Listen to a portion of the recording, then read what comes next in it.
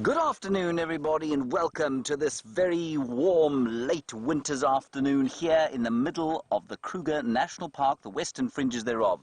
There are two in Yala. My name is James, and this is Safari Live. Ready.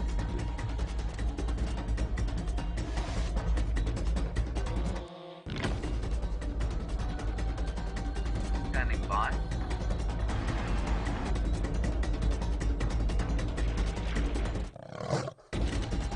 5, 4, 3, 2, 1. You are live, you are live. And we're back again, everybody. That's our new way of starting these shows. Welcome to it. My name is James Hendry. Like I said, Willem Doornbraak is on camera. There he is. Now, you might ask yourself, what are those things he's wearing on his hand? And, well, I just found them in the car. Apparently they're Willem's welding gloves that he's been using to fix Wendy during the day. But what I did find was a rather interesting beetle sitting on the barcode of one of these welding gloves, and it's gloriously copper-coloured here in the late winter sunlight. Very nice, Willem. Did you put that on there on purpose, or did it take up residence as a result of the heat? And I give good luck for welding. Good luck for welding. Actually, it's a welding beetle, is it? Yes. Wonderful, the welding beetle. Okay, they're quite impressive, these. I've never worn a pair of welding gloves before. This, of course, is because I would probably set something alight were I to weld. Now, enough of that silliness. You're on a very serious afternoon safari. It's extremely serious, so I'm going to look at you in a serious manner.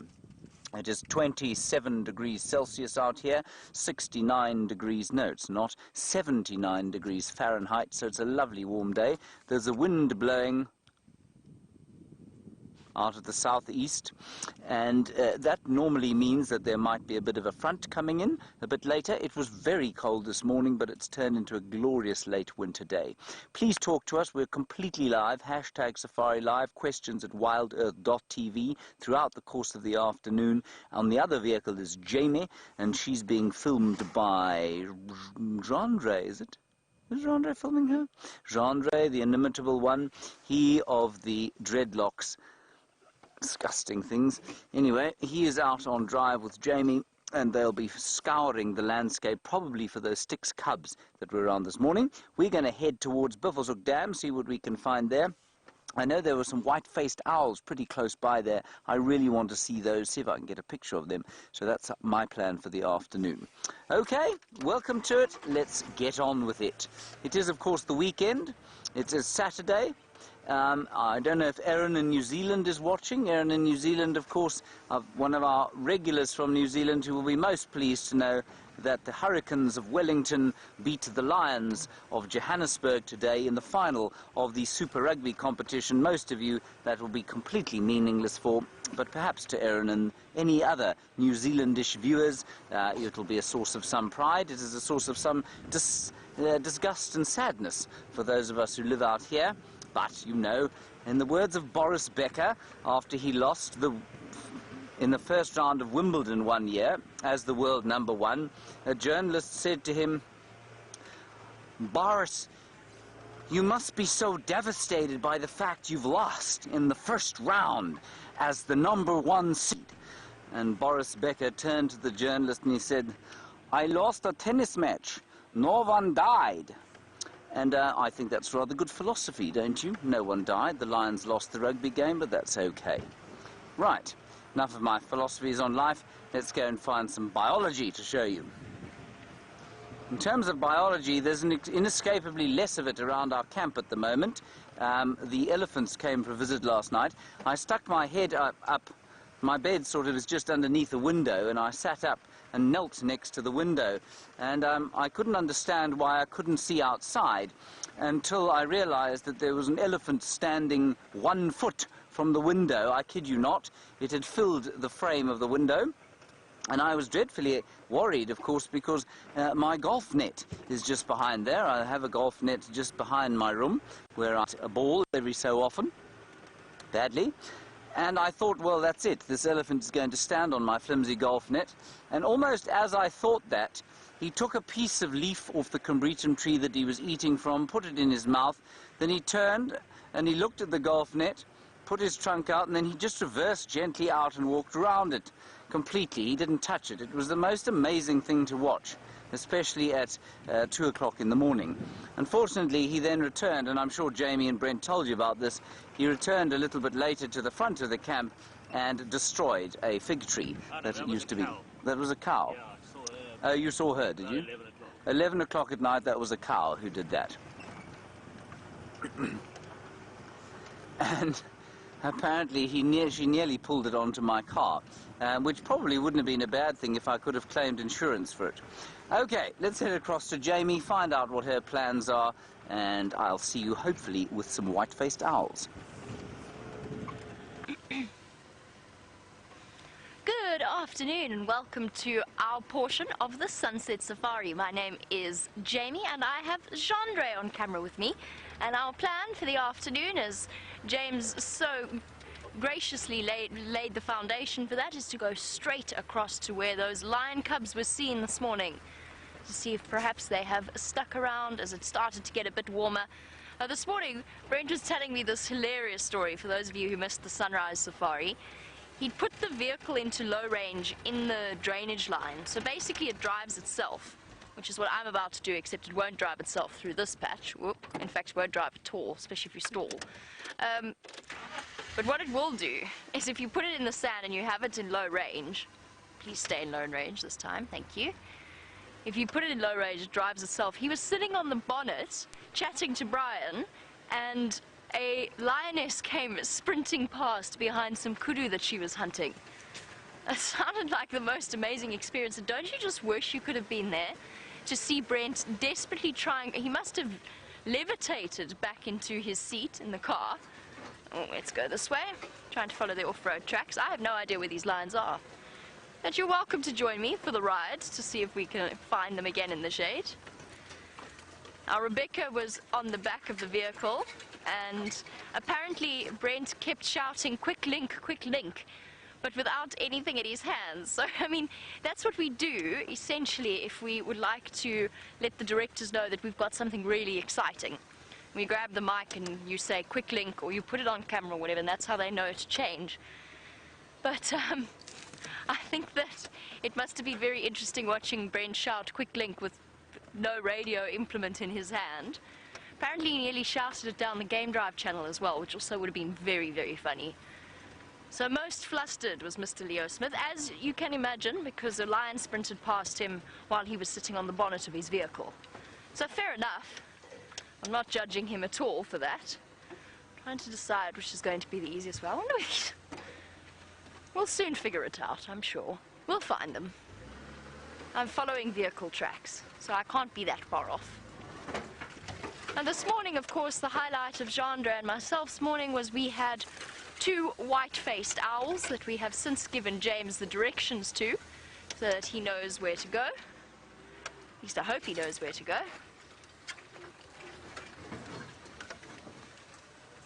Okay, everybody, let's keep an eye out for lions. Ah, they're there! Ha-ha! I see flashes of tawny through a gap in the vegetation. There they are. Wonderful.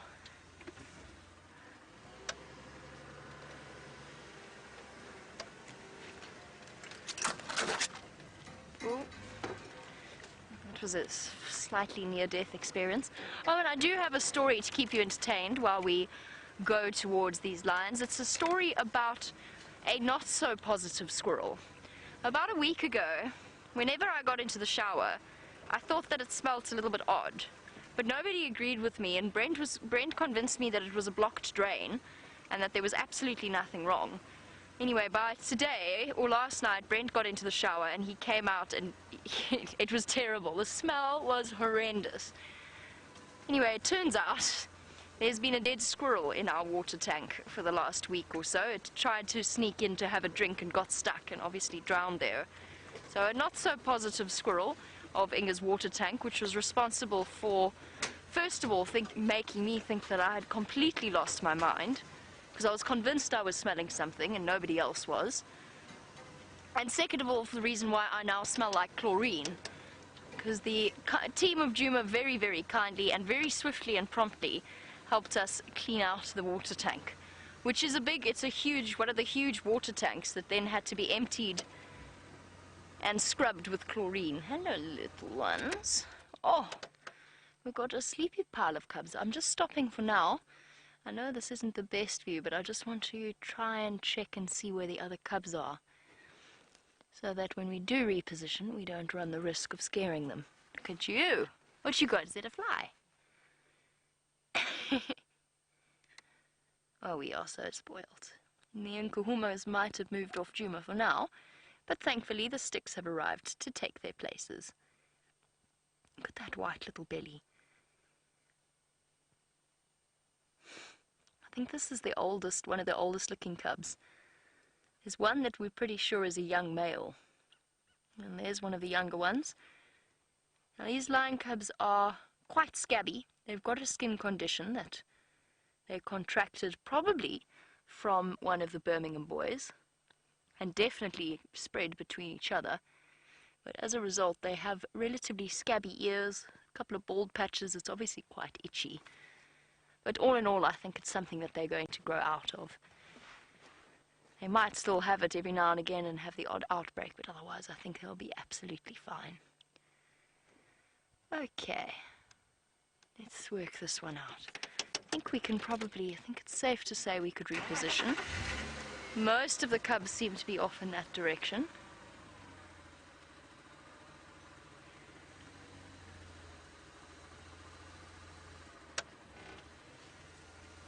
Hey, little guys.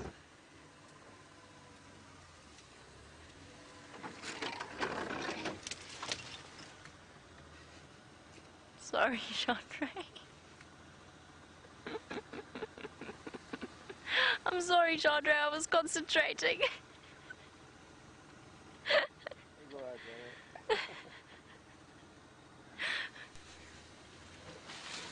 Sorry. Sorry, John, at least it doesn't have thorns. So at least we can say it doesn't have thorns. Whoopsie. It's a wonder our cameraman put up with us, you know, it really is. Quite phenomenal. There you go, Chandra. At least I brought you to a position to film some lion cubs. My apologies for putting you into an apple leaf. Sorry. The look on Chandra's face was hilarious, by the way. Just some raised eyebrows at me, which is entirely fair enough. And there we go. The absolute picture of contentment on this very warm afternoon. I wonder why these lions have chosen to lie in the sun. The shade is right there. Seems like the worst possible spot. And on this warm winter's afternoon here in the African bush, a warm welcome to Ed, who wanted to know whether or what the difference is between a lion pride and a lion coalition. And it's wonderful to hear from you. So the answer to that is a pride is actually officially made up of females and their offspring. And that can include some young males, if they haven't yet sort of reached the age where they will get up and leave the pride and move on to see if they can find and establish their own territories. But they'll stay with the pride right up until they're about 3 or so years old. So pride is a group of female lions and their cubs.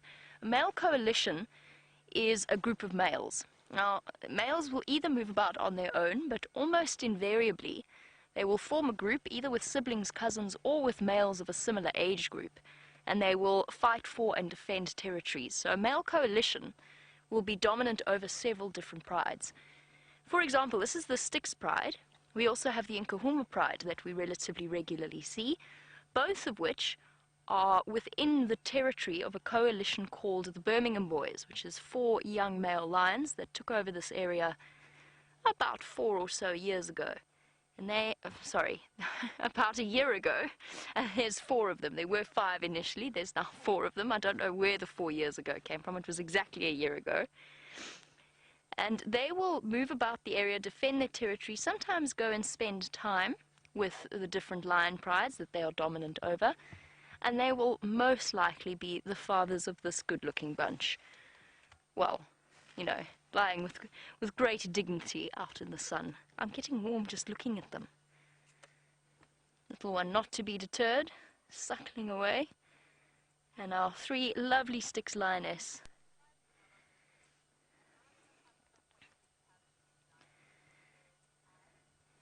And I really hope that Les Aves is watching this particular sunset safari, because Les is the father of a very good friend of mine, and he actually came to visit where I used to work when before I worked here, which was around another reserve very close to here. And Les is curious about how many lion prides we have in this area and whether it would ever get to the point where we have too many lions. Well, Les, the difference here is that unlike where we were and where Dem is at the moment, it's a much larger area. So the lion dynamics and the lion population, first of all, there's enough lions to prevent inbreeding, so they don't have to be managed in that way. And second of all, the population will control itself. Cute little one. So if the number of lions gets too many, then there will be something, whether it is an outbreak of disease. Look at your scaly elbow. You need some Ingrams. Shame, little one. It'll be an outbreak of disease, or an influx of another group of males, or something like that. They almost invariably, or a lack of food, will almost invariably control the lion population numbers. It's one of the reasons why, of course, when we spoke about the Nkuhuma cub with the limp, that I still think is going to be fine, but we spoke about the fact that we couldn't actually interfere in order to get it any kind of veterinary treatment, because it's about letting nature take its course. And of course, if you've got too many lions, then you have, oh my goodness, then you have a slight problem with your lions and your leopard dynamics. Chandra, look at that. Sorry, my slightly extreme reaction. Look who's there. I had absolutely no idea that cub was there.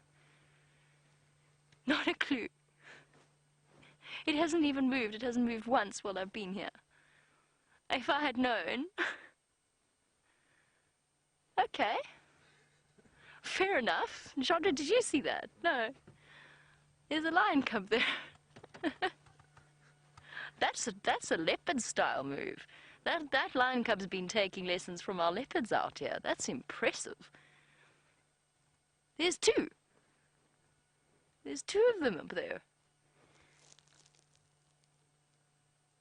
That would explain where the others went.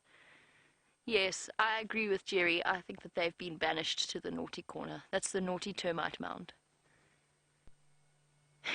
That's where the other 3 are.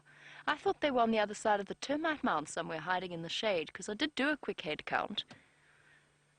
I didn't realize that they were right there. Right, so back to Les's question. Sorry, I got completely distracted by the presence of lion cubs right in front of me on a termite mound at eye level, which is quite incredible. Les's question about the number of lion prides. In just this area, so in our Traverse area, we've only got 2 that we regularly see, but probably 3 or 4 that we could see on our live safaris, and that's in an area that's, I would say, between all of those prides equates to roughly 8,000 hectares. There's 66 in the Sabi Sand itself, so if you divide that, what's that, 8 times 8, it's roughly 8, how did I work out that mathematics? No, it's roughly 1,000, 2,000 hectares per lion pride, not including the coalitions. So you're looking at roughly, I would say, around maybe up to 300 odd, no, 32 odd lions. I need to think about this. The maths is not going well for me right now. I'm distracted by the lion cub. We've got about 2,000 lions in the greater Kruger National Park area, give or take, depending upon what year they actually release the numbers in total. And I'm being very silly right now. I'll think about how many lions we have in the Sabi Sand, and I'll get back to you on that, because I do know the answer. I'm just having a blank moment. Let's look at the cute sleeping lion cubs for the moment.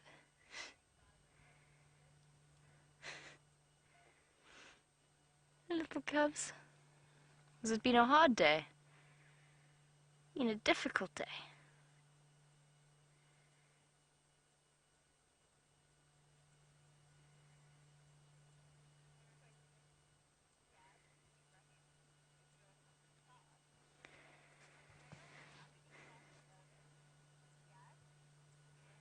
And Iyad Ibrahim in Qatar, it is lovely to have you on our live safari experience. I hope you're enjoying sitting with these magnificent creatures and enjoying some time with some very, very cute cubs.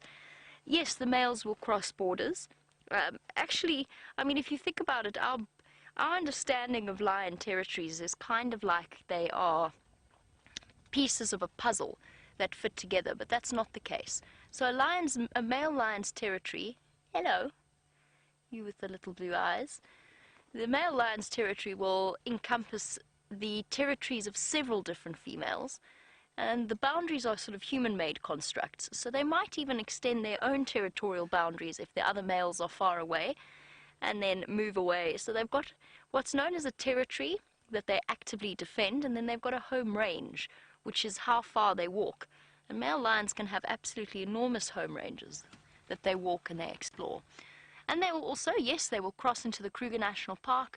They can cross, these particular males came from not this area at all. They didn't come from the Sabi Sands at all. They came from somewhere further to the north of where we are now. But because this wonderful area is open to several different reserves, there are no fences between them. It means that the animals here can roam as far and wide. They've basically got 4 million hectares, close to 4 million hectares of area in which to establish themselves. It equates to about, what's it, 8.5 million acres. So it's larger than some small countries, this particular wilderness area, which might not be perfect in terms of returning the wild to what it is, but it's pretty much as close as we can get for the moment. Oh, so sleepy. Very tired lion cubs.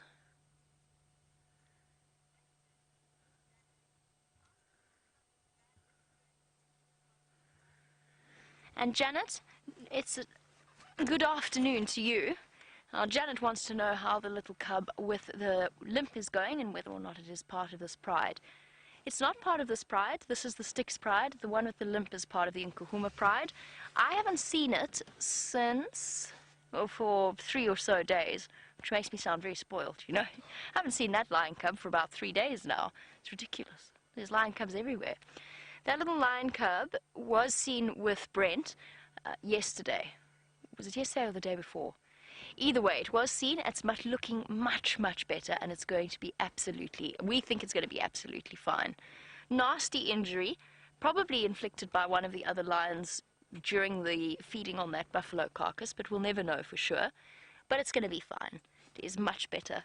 And sorry, the reason I'm going slightly cross-eyed while I'm talking to you is somebody's been trying to call me on the Game Drive comms. Standing by.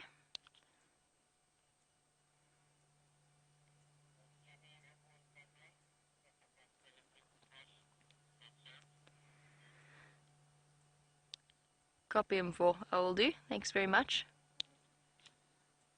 So that was just Herbert trying to get hold of me and wanting to know, or just letting me know that if we pick up on any tracks that he can follow, then he will be ready and waiting to race out and follow up with the usual dogged determination that Herbert shows in terms of his tracking abilities. He was determined to find these lions today, and he did.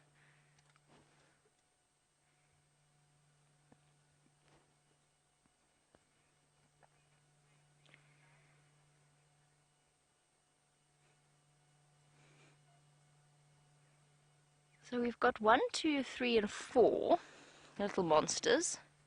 These are 1 and 2. Oh, no, there's a 5th one. I didn't see the 5th one. Okay. In that case, I think we're all accounted for in terms of lion cub numbers. So there's a little one over there. There's at least two different age groups with the Styx pride. These little guys, oh, shame. They seem to be the worst affected by the skin disease. A couple of bald spots, some very scabby ears. Looks very itchy, and I'm sure it is very itchy. Don't they just look the picture of innocence? I suppose, like all things, children included when they sleep.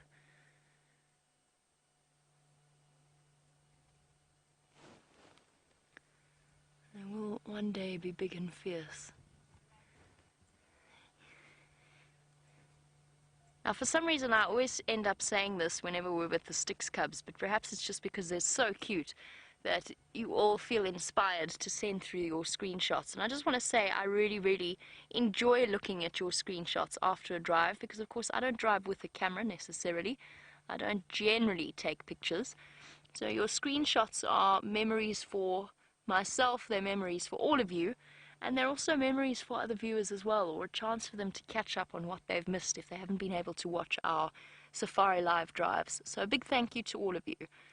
Might seem like a small thing, but it's a treasure trove of memories, and we've certainly had some spectacular sightings to screenshot. And screenshotting, is that a verb? Can we make it a verb?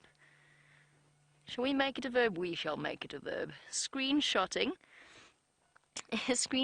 these little pictures of innocence, I definitely think is an entirely worthwhile exercise. One day we will look back like proud parents, or something similar, maybe not quite proud parents, I don't think the Styx females would appreciate that, but we'll look back like proud godparents when they're all big and scary and fully grown lions, and we'll remember this time of innocence and itchiness for the Styx cubs. They're not quite as well put together as the Nkuhuma cubs, but that's not their fault. Shame. Skin disease has obviously caused a great deal of scratchiness.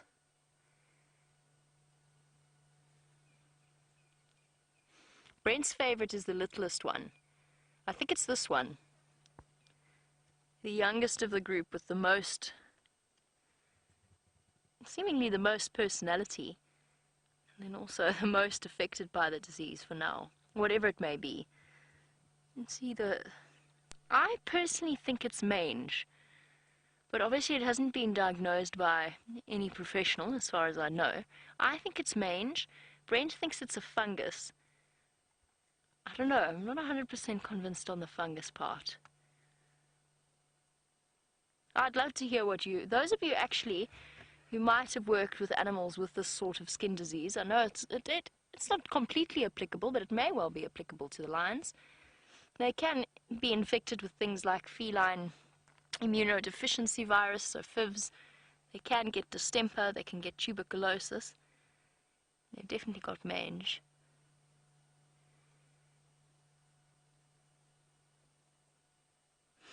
Oh, shame.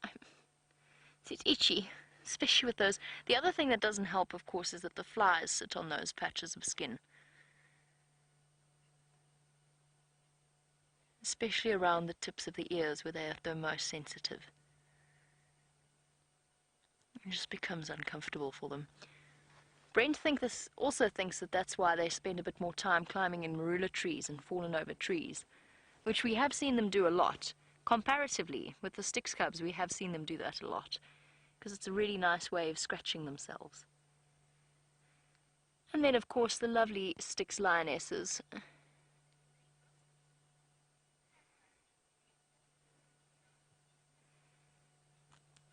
While our cubs decide whether or not they're going to get up and start barreling around and keeping us thoroughly entertained. Oh, cute. Big stretch. James has found one of the other iconic African mammals. Let's go and have a look at what he's seeing. There is a little herd of elephants, everybody, and it's one of our favorite herd of elephants. There's the cow there with her 2/3 of trunk left and her little baby, her earlier baby there, just closest to us, tossing bits and pieces of tree around. And then I think off to the right-hand side there, a sibling. Could be her first calf, but he just looks a little bit too old for me. We've been sat here for a little while now. We did a little Facebook Live of them, and we've been doing these Facebook Live things for a couple of weeks, well, about a week now, and they're just little trailers to try and drive people towards the main channel where we are now watching. And if there are any Facebook Livers around that have joined us on the main channel, hashtag SafariLive is how you can ask us questions on Twitter. Otherwise, questions@wildearth.tv is how you can email us, and it'd be good to hear from you. And remember, tell us where you're from. We had a wonderful wonderful question yesterday, all the way from Romania. I think it was Crad was his name. I might be incorrect, but I think that's what it was. Now these elephants are decimating these combretum trees. I think that actually, yeah, it looks like a red bush willow that is being devoured there by that one, sibling to the matriarch, I think. And then off to the left-hand side, the matriarch breaking off other bits and pieces. And they've been digging here for some time, digging at the roots, because that's, of course, is where a plant, especially in the winter, that is where an elephant, or at least a plant, especially in the winter months, will store the carbohydrates and nutrients for when it wants to go, or for the springtime, for when it wants to flush its new leaves. So if you can get at the roots, quite a rich source of nutrients, and you know that, of course, from anybody who's eaten a carrot. They really are doing quite a number on these trees. And you can also see they're covered in mud. I think they found a pan somewhere on one of the roads. We're quite close to Hyena Road where there are a few pans, so I suspect they've come up from there, tossed mud all over themselves on this hot day, 27 or so degrees Celsius, 79 Fahrenheit. And because it's a little bit warm, nice to have a cooling mud bath. Do you have a mud bath today, Vim?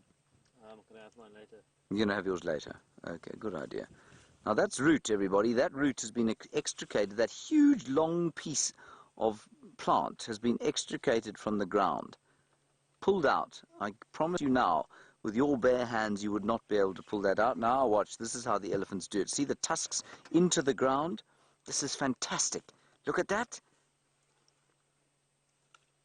Look. That is brilliant. I've never seen that before. I might be forced to take my camera out, VM. Now, VM, I want you to promise that you won't show the viewers my pictures, okay? Unless I give you express permission. I see copyright, eh? Not copyright, no, fear.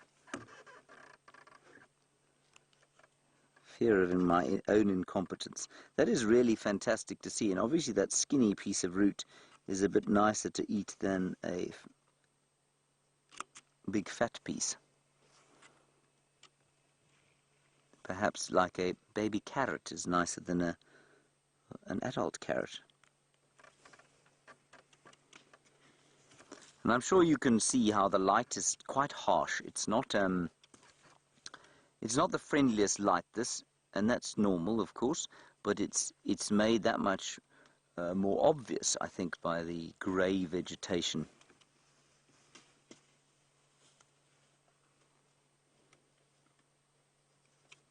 Very nice. It is quite dry though, isn't it? It really does give the impression of dryness.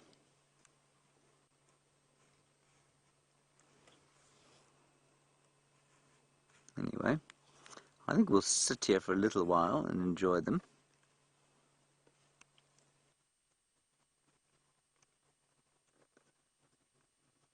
Hello, Kim. You're wondering why the elephants are so blotched and dark. What's wrong with their skin? It is mud, like you've guessed. It's absolutely mud.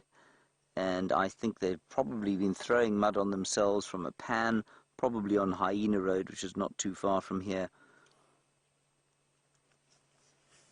And there's a little bit of standing water left as a result of the rain that we had a little while back.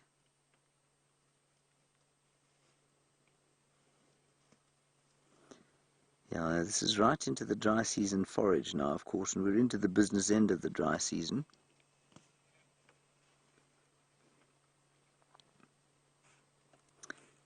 Alright, I think we're going to sit here for a little while and just see what these elephants do. They're my favorite little herd. While we do that, let's go across to Njeme and find out how things are going with her little lion cubs.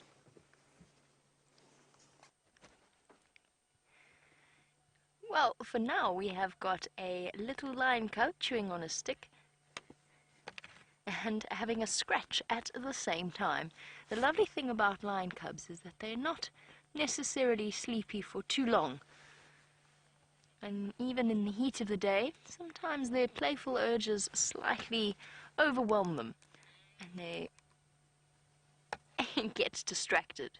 Short attention spans like little children.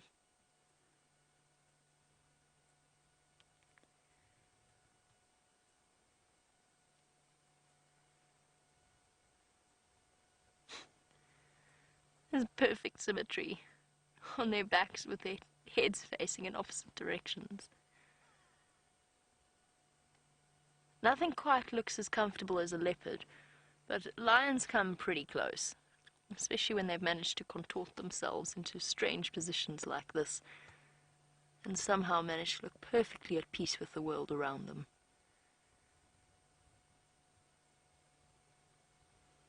And of course, those of you who are eagle-eyed and familiar with the way that our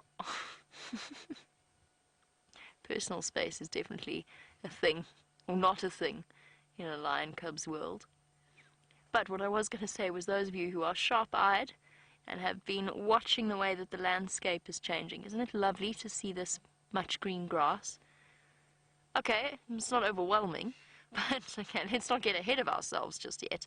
But there's definitely green coming through. A couple of shoots here and there, enough for the animals of this area. They're going to be incredibly grateful for it. Oh, are you up? Have you abandoned your stick for now, little one?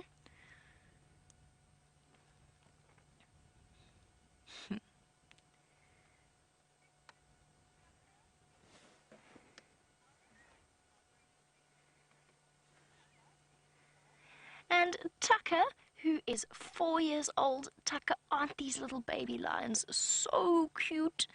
Tucker's worried that the bugs are bugging the little baby kittens. And Tucker, not too much. There are some flies that are sitting on their ears, and they kind of like when they come and they sit on us. You swish them away with your hand. The lions do that with their ears. So if you look really closely, Tucker, look closely and you'll see the flies buzzing around the little lion cub's ears. And they are like kittens, just a little bit bigger. So we call them cubs, but they're not bugging them too much. There, you see? The little lion cub is very capable of dealing with it, just shaking his head to displace them, to make them go away. And sometimes, oh, even snapping at them to try and catch them in its teeth. So it's just like us, Tucker. If you've ever had flies buzzing around you, maybe when you're drinking juice or something similar, and then lots of flies come and sit around you, or maybe some bees, it's like that for the lions, but not too bad. And all they've got to do is swish their tail or their ears, and the flies will fly away. And they get used to it, because this is winter. Winter time, we don't have too many bugs. But in summer, we get lots and lots and lots. And in summer, a lion's ears are constantly busy moving around, so they don't even have to think about it. It's totally involuntary, shifting their ears like that. So the lion's ears are constantly moving, their tails constantly flicking in summer to get rid of the flies sitting on their ears. Standing by, James. Sorry, everybody. James just called me in a Scottish accent.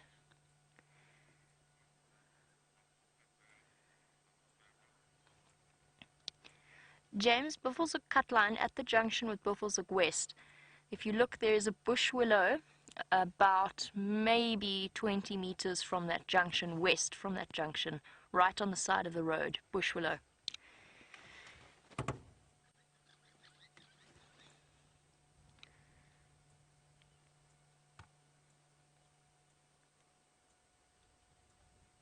So James was just off asking for some instruction as to how he gets a bit closer to, trying to find those white-faced owls.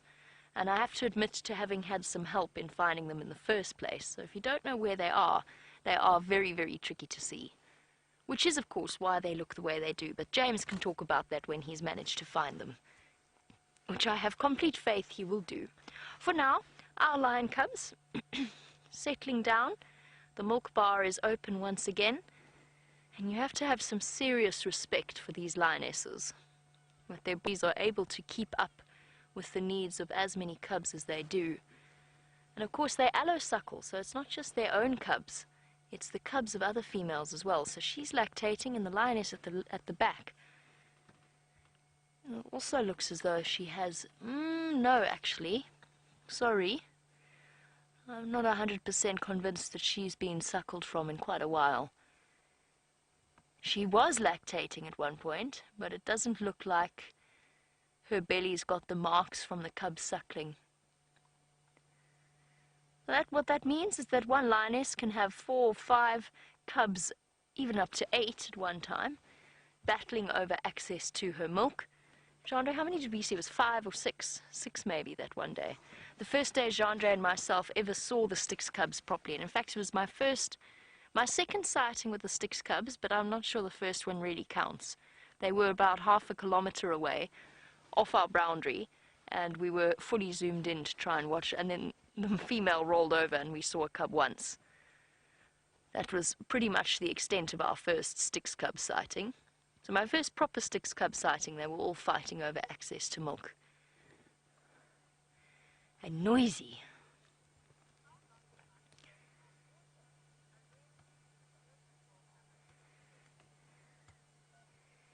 And hello to Jason, joining us once again on our sunset safari. I'm also keeping an eye on what's happening on the termite mound, just in case our lion cubs, not leopard cubs, lion cubs, decide to come a little bit more into view. Jason was wondering how long a lion can go without drinking. Probably, at a push, in terms of when they'll start to face really serious side effects. You're probably talking a couple of days. And the reason that you don't necessarily see them all that often on the waterhole cameras is because there are other waterhole points where they don't have to go past the camera to drink. They will drink once a day. If there's water available, they will drink once a day. They might last a 2-day period before they start to move towards water. But generally they're actually quite a water dependent animal, and they will go and search for water, even more so than leopards. Leopards can go a little bit longer without drinking. But they'll start to show signs of serious dehydration after a couple of days, and at a week they're going to really start to be seriously affected. Like a human, they're slightly better at dealing with it. Most animals are. And you do, of course, get desert lions. But desert lions, instead of going to water holes, will go and eat things like melons to provide them with the water that they need, or the moisture that they need. So while our cubs enjoy their milk bar, and we wait for the rest of them to come down from their hiding space in the termite mound, true to form, Mr. Henry has managed to locate those white-faced owls, so let's go and have a look at them. Well, I'd have to take credit. I did have to get directions from Jamie, as you saw, and there is a little white-faced owl. Isn't that wonderful? Jamie found them the other day and came back, I think, today to check, and they're still here, and I dread to think how many times I've driven past these things.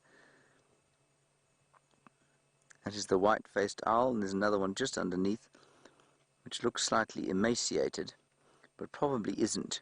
I think it's just turned around, and it's also a youngster. You just try and move slightly. That's not going to help you, is it, dear? I'm just going to go a little bit forward. Now, what you can see there, I haven't tried this angle. I'm just wondering if we're not going to get a slightly better angle from here. What's interesting is that those things that look like ears are not ears in the slightest. They are just sort of tufts. And the ears are actually below the eyes.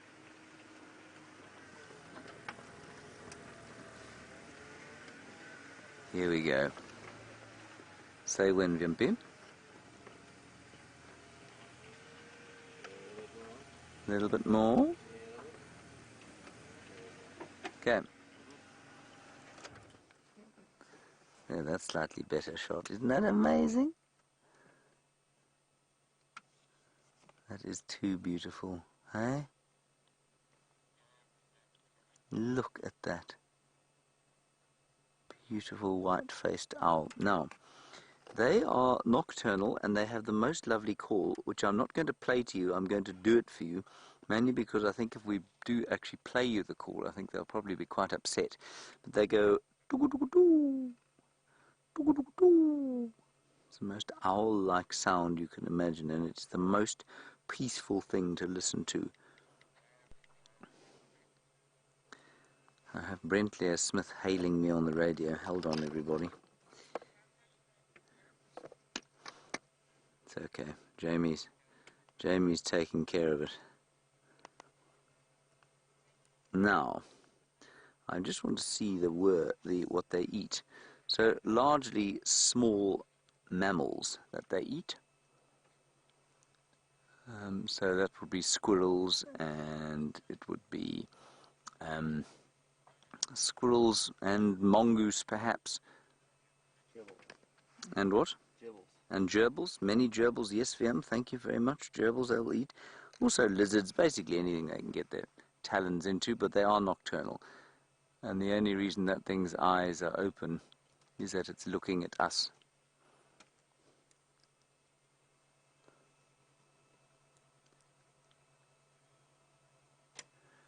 Now,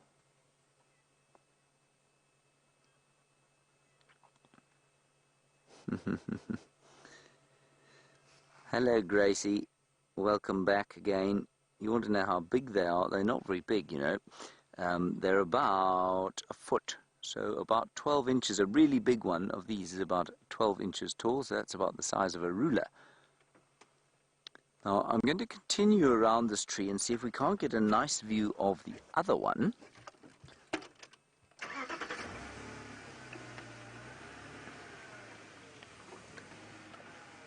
Ooh, hang on a second, we're going to get a good view of the...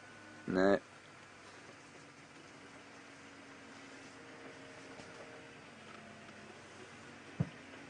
Oh, there we are. This is either a juvenile or one with a very severe tapeworm. What do you think? That would be fun. It looks like a completely different species. I mean, if you saw that, you wouldn't even say it was an owl. I'm just trying to find out what a juvenile looks like. I'm assuming that must be a juvenile.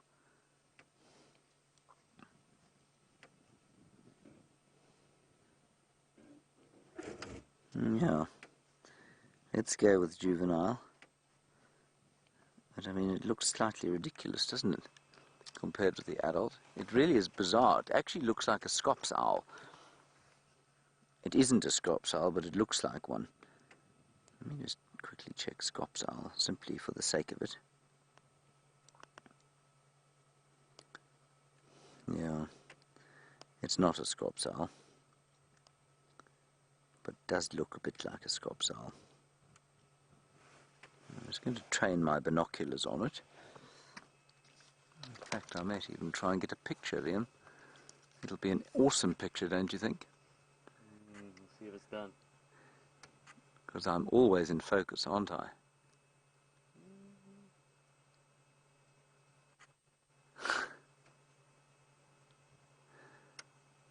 Two fairly harsh critics in camp between David and VM. I'm just having a look now, because it looks so very different from the other one. But it surely cannot be anything but the same species. Surely. I've got to tell you though, hang on a second everyone, let me just go back to the white-faced. No, it's definitely white-faced. And you know how we know that immediately. That's quite interesting. I mean, it's bigger than a scops owl. It's not anything like the same size, but it's got stripes going down the middle of the forehead there.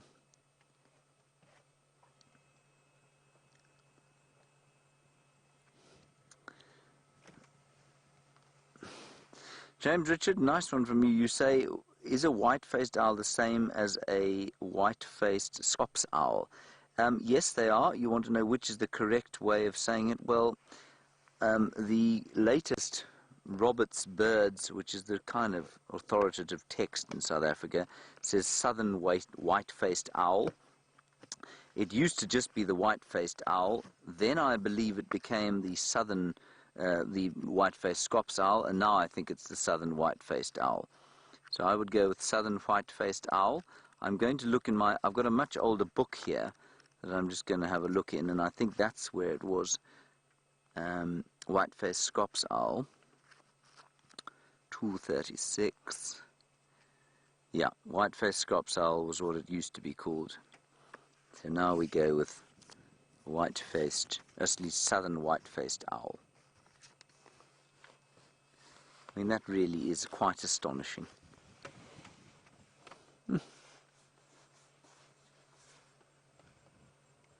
Right, I think we'll leave these little owls to have a little snooze for themselves, and we'll head off to Buffelshoek Dam, which is just down the corner here. While we do that, let's go back to Jamie and the little lion cubs. And aren't those white-faced owls truly marvelous? I think definitely a new one for several of you that have been diligently keeping track of the various birds on your bird list. Unfortunately for us guys, this sighting is in demand, so at some point we are going to have to leave to make space for the other vehicles. So we're going to absolutely make the most of the time that we have for now. We've still got some time, no rush, but we will actually have to give some space at some point. Hello, you. Oh, so cute. Look at your face.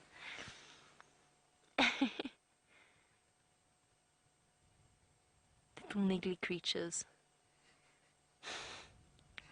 Constant twitching. What's that? What's going on? The fly's driving you crazy. It's so human in a way. Oh no, and now you itchy. Shame, little one.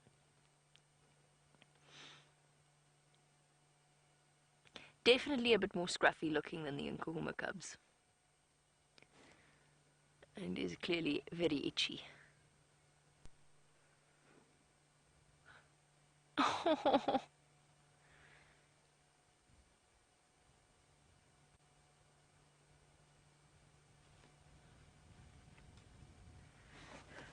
Hi.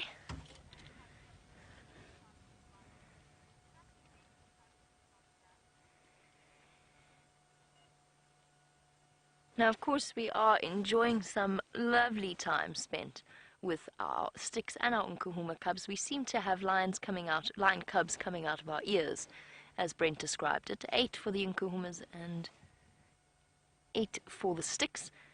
Cecilia, yes, it is the case that lion cubs generally have a roughly 50% survival rate past their first year. Sometimes in certain areas it's even lower than that, particularly where there's a high concentration of lions, which could apply to the Sabi Sands as well. The real difficulty with lion cub mortality, and I was trying to explain this one of the previous drives, the real difficulty with talking about statistics on lion mortality, if the Birmingham boys stay in control of this area, then most of these cubs are going to survive. If they lose control of a territory, then immediately all of the cubs will be killed. So you can imagine how that skews statistics, because if you sit as a biologist and average out the rough survival rate of cubs, it's going to be severely skewed every time there is a pride takeover, because every time there is a takeover by males, they kill every cub in the vicinity, which automatically raises the chances of being killed. So provided the Birmingham boys stay dominant in this area, provided they don't get injured in some way, chances are they're going to have a slightly higher success rate or survival rate than that. I think they will anyway. But it all depends upon whether or not the Birmingham boys manage to stay in power for those critical first few months. Because of course when I started working here last year, the Sticks had cubs, the Sticks Pride, and those cubs were immediately killed when the Birmingham boys took over this area. I think that they will be fine though. We probably won't see a complete 100% survival rate. I don't think that all 16 will survive to adulthood, but you never know. Little bundles of fluff. One's still determinedly hanging on to Mum and suckling away.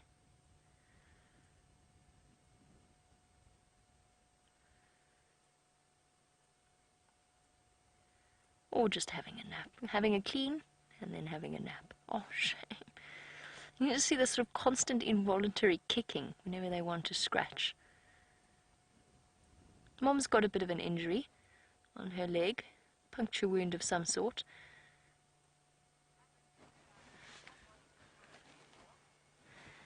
Hey Justin, it's great to have you on board. Justin is a field guide like us and says that he loves watching this on his days off. I think it's a really nice way to spend a day off, get to see some different animals perhaps. I'm not sure where you work, Justin, but also just to see a different environment as well, I know is always incredibly refreshing. So it's great to have you, Justin.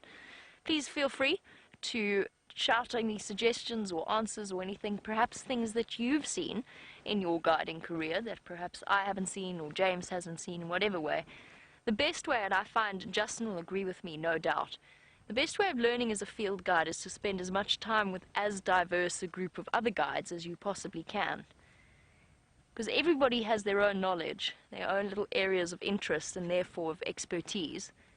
And it's such a wonderful thing to learn from. For example, Steph. Those of you, I know you are all incredibly fond of Steph. Steph has this knack for the small things.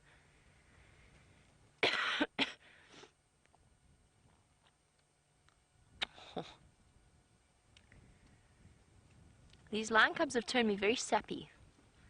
I think it's the amount of time that I've spent with them. Not often that you are privileged, or one is privileged enough. I mean, sure, even Justin can attest to this. You know, if you've got a group of guests, you try and show them as much as possible. But for us, we're sort of at liberty to spend as long as we want with these animals and as often as we want to, provided we don't get in the way of any of the other vehicles.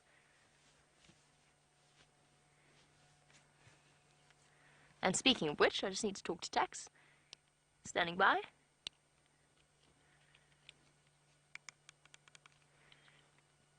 That's affirmative. Make your way.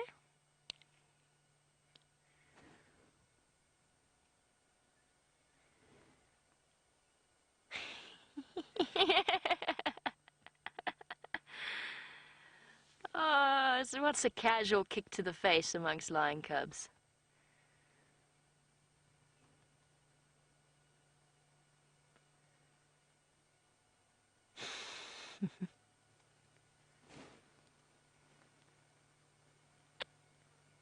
I wish I could treat you to the view that I've got as well. Unfortunately, I can't because of the position that I'm in. I would never, ever, if I'd known that the cubs were in this termite mound, or on this termite mound. Oh, it's a cub pile. A puddle of cubs. Sorry, what I was going to say was if I'd known that the cubs were here, I probably wouldn't have parked here, but they're completely and totally relaxed. They're fast asleep. And I wish I could treat you to the view that I have, which is two of them on top of each other in the dense vegetation. But I don't want to move and I don't want to reposition to try and shift around. And it's impossible for Jandre to be able to show you. But they are in there. It's too cute. Hey, little guys. Well done, Jandre. Hopefully they'll decide to come down. What we will do... Oh, hello. There's another little one making its way to go and have a drink from the milk bar. What we will do is, if there is enough time before it gets dark, because of course we can't spotlight these cubs, they are far too young. So once it starts to get dark, this sighting... Attacks, if you look to that big Galanites in front of you, the off-road tracks go off to the south from there, or just before that tree. I did have your audio.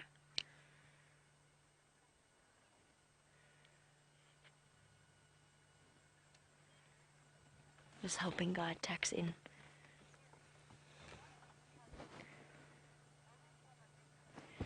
And absolutely, Kerry, if a lot of these cubs are males, and of course for them that is what they want, is to have a couple of male siblings and cousins that they can join forces with, then yes, they will form a very large coalition. And as far as I know, unless I'm not very much mistaken, and I'd have to spend a bit more time looking at each and every individual cub, but I actually think that there's quite a few males in the sticks, in this current sticks collection of little lion cubs. I have a feeling there's several of them. At least 5. Now, I could be mistaken about that, but I don't think I am. I think I've also heard that confirmed from some of the other guides. So they will form a large coalition if they all survive. What you got in your mouth? That didn't look very tasty.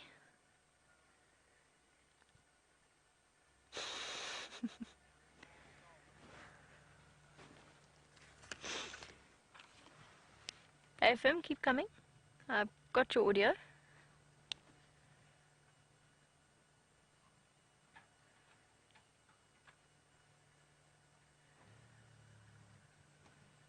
Sorry guys, just helping Tax find us. We are in a pretty obscure place if you don't know where to go. But these bonds that are between the siblings, for the males, it will be essential for their survival in the future. Poor Junior, the young male of the Nkuhuma pride, didn't have any siblings or cousins to strike out on his own with, which might have been one of the reasons why it took him quite a long time, quite an extended period of time, to actually leave the rest of the pride. But the bonds between these male siblings and cousins will be very important, as will bonds between females, because who else is going to scratch between your toes for you? Oh, that is his own foot. I thought it was the other cub's foot. I got confused about where one cub started and the other finished. Oh, shame. Scratching between the pads of the toes. Oh, that looks uncomfortable.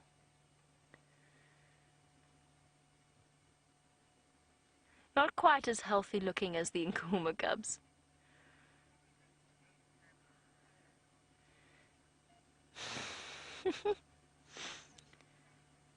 No sucking your thumb, little one. Or biting, don't bite your nails, perhaps, is what I should say. Don't bite your nails. It'll form bad habits for the rest of your life. While our cub nibbles away at the itchy spots between the pads of its paw, let's go over to some other birds with James and find out which species of francolin he has. We've got some beautiful little Koki francolins here, everybody. A pair of them. That's Mrs. Koki. Mr. Koki with his golden head is just beyond there. There he is. Very peaceful Saturday afternoon stroll they're having off into the western sun. Oh, there's a third one. You see it there? Yes, well done. Third Koki francolin, a little covey of Koki francolins, everyone. And that's quite special. I think they're the most beautiful francolin by some margin. I'm even trying to get a picture of them. Right, let me turn that off. Now they've got such a lovely call.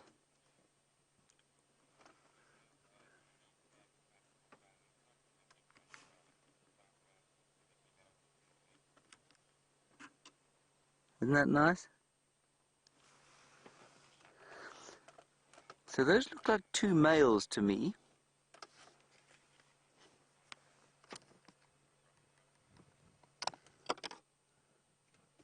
Right, I don't know how much time Jamie's got left with those lions, so let's go back there and spend as much time as we can with those little cubs.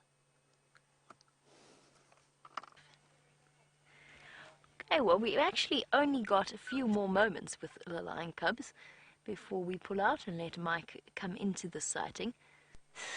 But this is just too good an opportunity to spend time away from them. Oh, I don't want to leave. I want to stay. But we have to. Of course, everybody's, just by the way, I'm being sulky about it, but I'm not, of course, because everybody deserves an opportunity who comes to visit these areas to see something as wonderful as this. And because we don't want to stress the cubs out, it will only be 2 vehicles that can come in here at a time. That does mean we all just have to share and share alike, and we've had Did you get your claw stuck in your mouth by any chance? Our little cub is still furiously working away at its paw. Nibbling.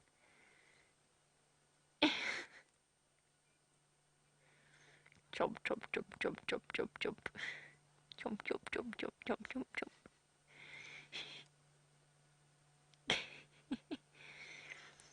You gotta improvise when you don't have your own chew toy. Look at its mouth. It's so cute. Sorry. Okay. Sorry. I'll go back into not ridiculous mode. I'll try and control myself and reintroduce some professionalism. It's very difficult not to coo, though, when you're sitting with lion cubs. Jenny, you wanted to know how old they are. I would say that this set, these are some of the older cubs. They must be about coming up to 4 months old now. The oldest one, I think, would be about 4 months old. The younger ones are around 3 or so months of age, give or take. I don't know their exact ages. So I don't know their exact dates of birth or when they were born, because, of course, the lioness goes and starts to look for den sites just before she gives birth, so it's impossible to say exactly when she had them. Up the ankle now. A thorough scratching. Nibble, nibble, nibble, nibble. Okay. It is time for us to say goodbye to these fuzzy little things. Fuzzy little monsters, as Brent calls them. I have zero desire to leave, but unfortunately we don't. Look at that. Which part belongs to which cub? A puzzle for you all to figure out at home. Here's a hint. Those are the back legs of the cub chewing its front foot.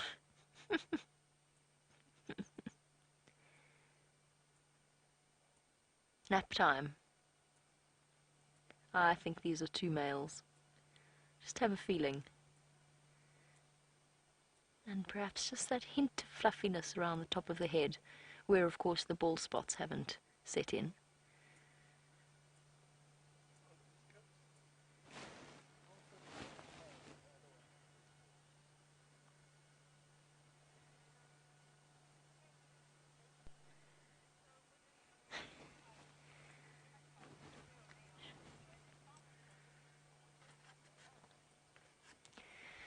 And Bethany, if the Styx cubs or the Kuuma cubs form their male coalitions, they will not join their father's coalition. They will not be accepted by their fathers in terms of joining up. There might be 1 case in a million where that occurs, but bear in mind, of course, that being... Sorry, got distracted by the game drive comms. Being in a coalition is all about establishing a territory, and establishing territory is all about passing on their genetic material. That is what the life of a male lion is all about. That is their end goal. Allowing their sons to join them means that they run the risk of breeding with their mothers and their sisters and their daughters, and lions will do that. So nature has devised a way of preventing that. The fathers don't want competition from their sons, necessarily, so whilst it does in very, very rare circumstances occur, most of the time, that's one of the reasons why I said male coalitions will form usually with lions of a similar age, males of a similar age. They will go together as brothers, and they will form their own coalition away from their fathers.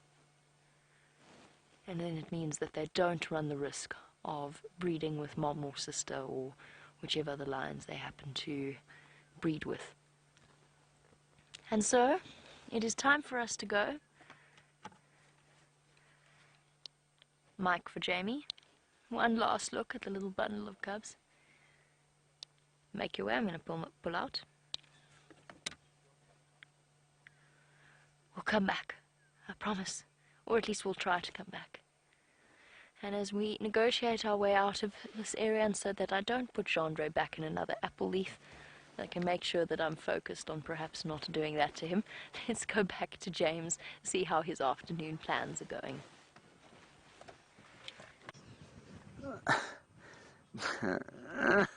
There was a nyala, sorry everyone, but it's now run away. It was standing just underneath that torchwood tree, so beautifully framed, but unfortunately it heard that it was going to be on TV, and so it left, as you came here. Never mind, let us move on. Okay, we're on the eastern boundary now on Cheetah Cut Line. We're going to head all the way down to the southern boundary and then head in a westerly direction towards Arathusa and see if there isn't anything going on there. Rather hoping... What? Strap. Ah. Yes, we don't need to know about that. Sorry about that, there was just a lot of confusion in my ear. Now, we are going down... We're going to go to Arathusa. What we're going to try and do is find the evidence of whether Karula's back or not. Oh, there's another herd of elephants right up here. And then we'll see if we can't find tracks of shadow. Here we go. Beautiful herd of elephants here, much larger than the other one. Just ease our way slowly down. Don't stop, Wendy, you recalcitrant bat. Good. And a really beautiful herd of kudus. Isn't that nice? How beautifully hidden they are there in the trees. They're almost as fascinated by Viam as well as he is by them. Viam, do you think they're looking at you or me? Probably you. No, I don't think so at all. I think it's the fact that you look like Paul Kruger.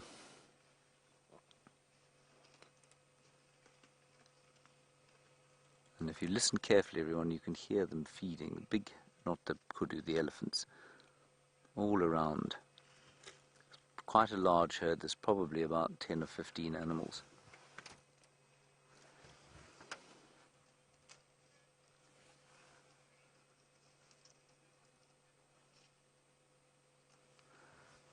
Isn't that nice? Mum and calf. We also saw a warthog while you were looking at the lions, and I mean, it wasn't a great sighting, so it definitely wasn't worth bringing you across from the lions, but interestingly, looked pretty good. Now, I drove into town today, and along the way there's a reserve called Kapama, and Kapama is not open to Kruger, and so, you know, they do experience the drought without the relief of the space that the Kruger provides, like we have here. And the warthogs there, many of them have escaped from the fence, and they've gone and climbed, and they're eating on the road verge. But they are seriously bad way, and that's simply because of this drought. I'm surprised that the warthogs have done as well as they have here, and the animals here that are, I think, are sort of affected the most are the elephants. They, to me, look like they're getting the skinniest.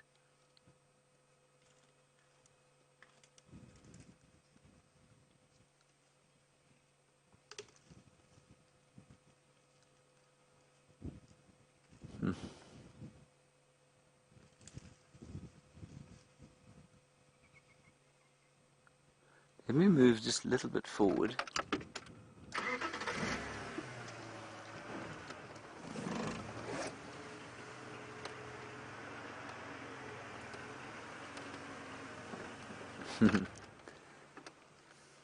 Hello, Dr. Thompson and your son Alan. You say you are new viewers and you're absolutely loving this. Well, that's brilliant. I'm glad you're loving it. I'm also very glad you've sent us a message. Please send us another message and tell us where you're from. It'd be lovely to know where in the world you're contacting us from. And I hope that you continue to watch with us over the next, well, months and hopefully years. Thank you for giving us of your time.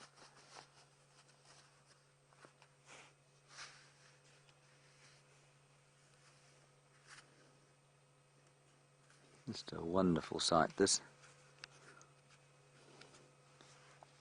And they're not far from us and totally unaffected. They're probably standing about, I don't know, maybe about 15 meters from us, 20 meters. That's about 60 feet, 60 to 70 feet, completely relaxed, totally ignoring us.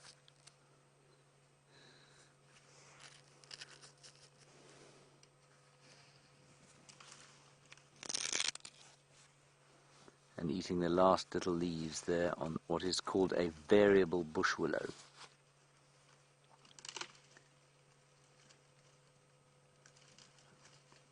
You can hear the crunching of the bark. They will eat the leaves, but at the moment trying to get hold of that bark, that inner cambium layer, the vascular layer that carries the carbohydrates and carries the water. That's the living part of the tree. The wood is dead. There is almost zero nutrition in the wood at all. It's largely a chemical called lignin, and lignin is almost impossible for any animal to digest.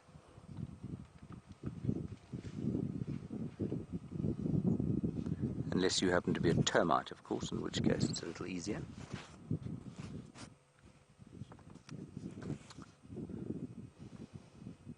And the little one, if you look carefully, the little one there is trying to use its trunk to pick a leaf or two off the tree, but it just doesn't have the coordination yet.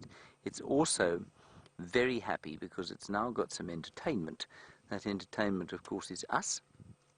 And while it sort of lifts its ears out and looks at us curiously, it backs into Mum just so that it can feel the comfort of her presence. And she's listening to my voice. If we look at her head, everyone, look at her head.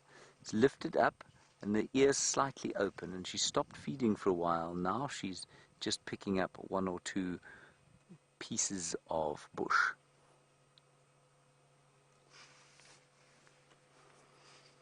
And all the way from Vancouver, Debbie, you say you love these muted colours, the grey, the brown and the orange. Yeah, I agree, Debbie, they're just beautiful to have.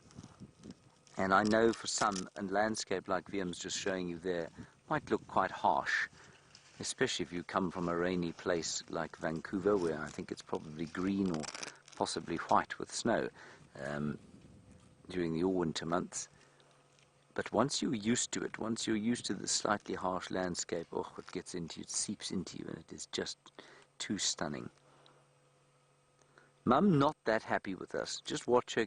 Just if you look at her carefully, her head is up above where it would be normally. She's listening to my voice. She's watching us. And it's almost like she said to the calf, you know what, let's just move away here. I'm just not that comfortable.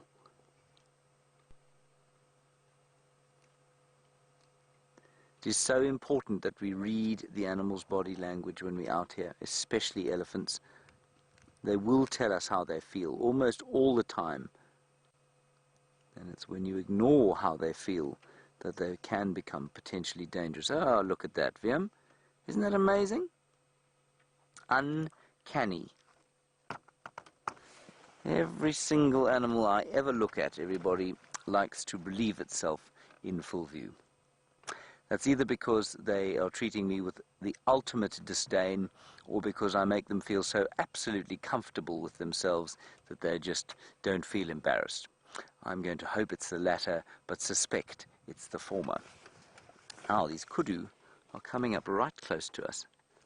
I'm just going to start and move it. Shall I go a little forward, Vimpy, or is the sun going to be a disaster then? You'll handle it. I've no doubt you will. Oh, you want to go forward? I think she's going to come out into the open here.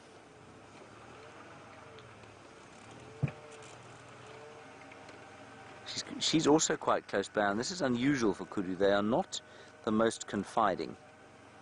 I'm going to go a little bit past her because the rest of the herd is in front of us, and there's a young bull walking sort of parallel with us, and I think she'll come this way. Yeah, look at those colours. That's exactly what Debbie's talking about, the copper and the slightly yellowy green and the browns and greys. Isn't that lovely?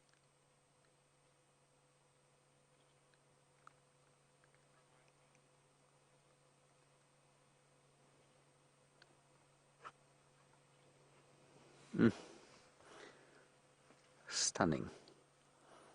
The light is just beautiful. And just remember, you can talk to us, hashtag SafariLive, questions at wildearth.tv if you want to.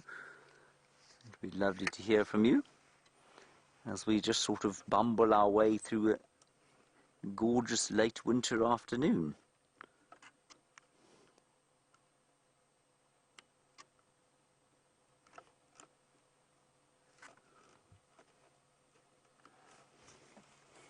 Here it comes. Come on. Look, look, look, look, look. Isn't she lovely? Hello Janet, you're wondering about my skeleton project. My dance partner Nigel the Nyala. Nigel, Janet, is still currently being devoured by flesh-eating beetles. His carcass is not yet clean. I haven't, to be honest, checked on him for a little while, so he might be pretty much clean by now. So I will go and have a look, but that's where he is. He's sitting in a plastic container being cleaned by some flesh-eating beetles.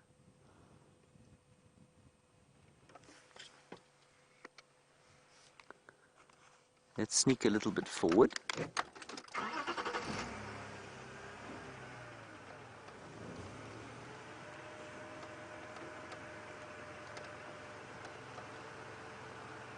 Now, you see, you've got to build up the trust with these things, and I think sometimes, you know, in fact quite often with animals like Kudu, we drive up quite quickly and then we stop and then we move away and we make a noise, and they don't really ever get used to us. But now, I mean, this Kudu's 10 meters from us.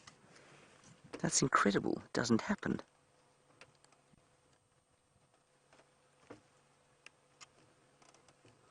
Can't believe it.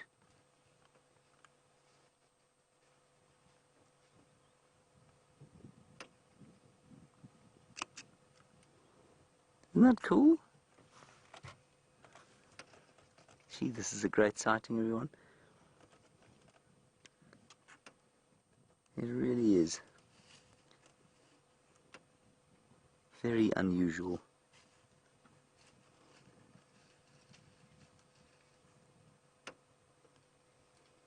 And gorgeous light.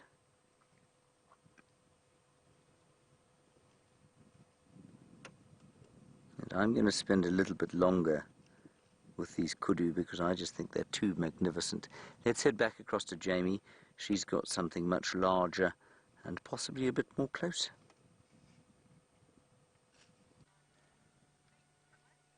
That sounds like an amazing Kudu sighting that you've been enjoying. For now, we have encountered this lovely young bull elephant snacking away on an acacia tree. Now, one thing that I couldn't tell you, or didn't have a chance to tell you, was I kept hearing rustling while we were at the lion sighting. That was because there was an elephant there as well. But we still had to make our way out and let Mike make his way in. But luckily for us, we have arrived with this beautiful boy, enjoying his late afternoon lunch. He's a bit nervous. The young elephant, you can see just by his size and by the elasticity in his skin, and by his behavior. Older male elephants don't tend to have this level of nervousness. He might also be a Kruger elephant. So this might be his first time venturing into the Sabi Sands, encountering vehicles, especially one with a camera on the back and an antenna sticking out of it. Hey boy? Oh, he's interesting. Not happy. He might also just have had an interesting encounter off the main road, because that's where he's come from. Perhaps somebody came round a corner and gave him a bit of a fright. Because he's restless, that's the direction he came from. Here we go. Some bright green fresh acacia tree for you to snack on. A big boy. Where we are, the position that we are in, the water holes in this area are pumped, whereas the ones on the western side of the Kruger National Park for a very long time were not. I know that they have spoken about starting to pump them again. I don't know whether or not that is the case, but I know that it was something that was discussed. What that means is that we're getting to see a lot of elephants that are not necessarily used to seeing vehicles of this kind or in these numbers, especially for those of them that come from that part of the Kruger National Park, because there are hardly any roads there, and they will hardly ever encounter vehicles that stop and look at them for an extended period of time. Most of our ellies, like the three-quarter trunk ellie that you saw with James, my favorite ellie, they're perfectly relaxed and content with the vehicle around them. I've also noticed that of all elephants, young males tend to be the ones that are the most insecure. They're either the ones that cause the most trouble, because they're attempting to try and put you in your place and show how big and scary they are, or they're actually, I don't want to call them wusses, that's not the right word. That's a bit too mean and demeaning.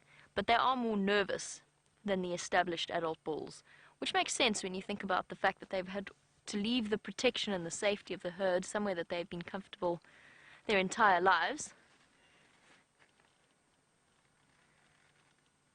and find themselves in a position such as this.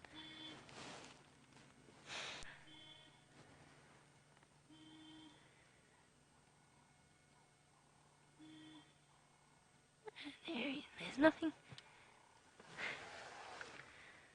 There goes James.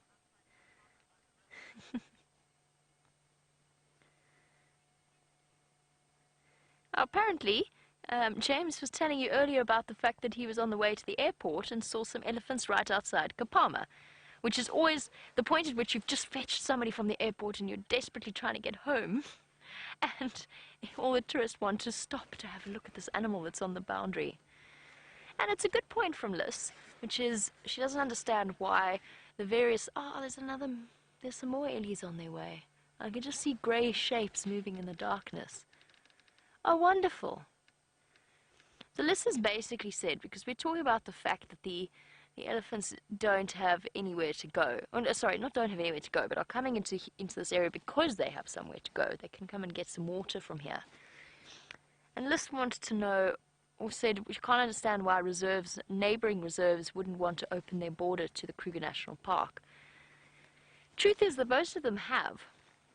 The difficulty is there are some situations where there's farms in between the different reserves, or private land, or whatever it might have. And whilst I fully agree with you, Liz, I fully sympathize with exactly what it is you are saying.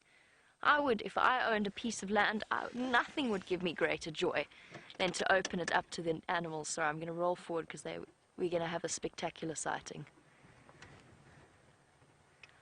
Hello, everybody. It's a huge herd of elephants on its way.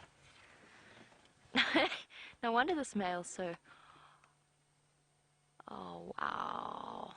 There's a beautiful big bull coming up on the right. Oh, this is so atmospheric. I can't begin to tell you. It's just got this wall to wall of elephants trundling towards us. Oh, it's a beautiful feeling. Hello, guys. I'm here, just by the way. Please don't let me come as a surprise to you all. Hi. Hi. Hello, Mum. All elephants of all ages on their way straight past us, and I've got goosebumps. I don't know why. There's just something about the sighting that is really spectacular.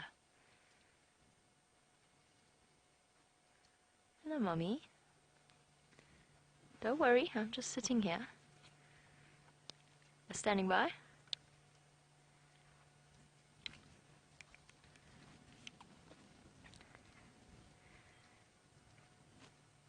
Copy, thanks. There's actually one with this herd as well. The station's Clomine Love, crossing Ledwood Road, Mobile North. Hi.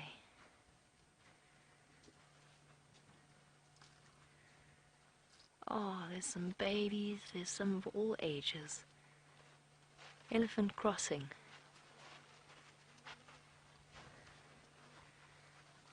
Hi, guys. Hi, Mommy.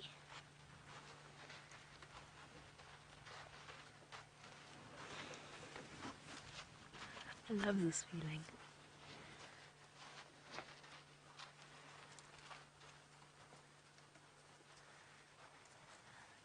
Hello.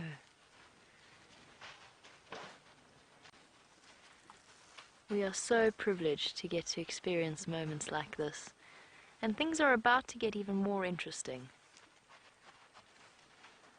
Hi. Hello, everybody. We're so privileged, so unbelievably privileged to get to experience moments like this. To have that level of trust from both sides, mine and theirs. Hello, beautiful boy. You're magnificent and you're in must. I think this is the same elephant that James and Zanda had a close encounter with the other day. Beautiful. Oh, he's huge. Absolutely huge. Hi, boy.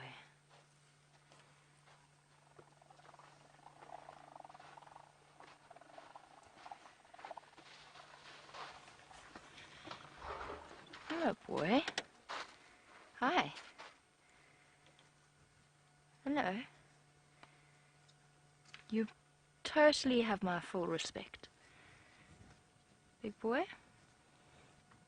Absolutely.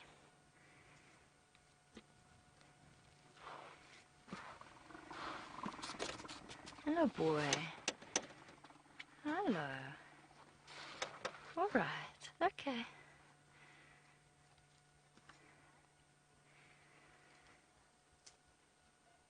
Hi, my boy. Hello, boy. Hello, my boy.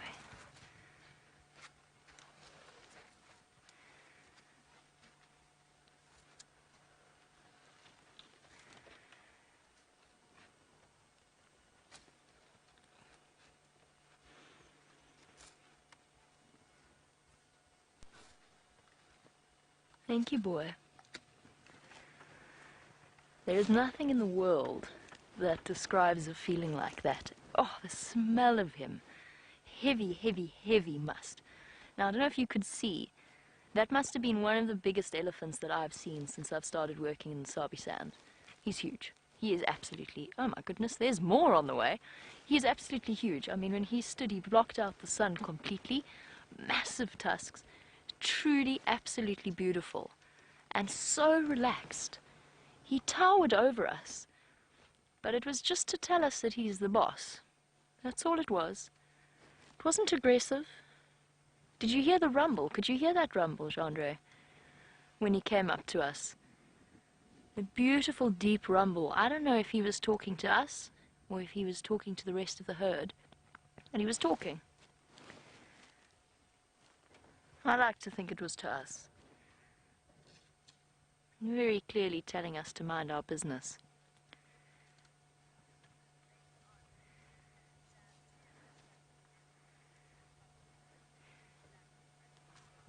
Hello, big boy. What happened to you?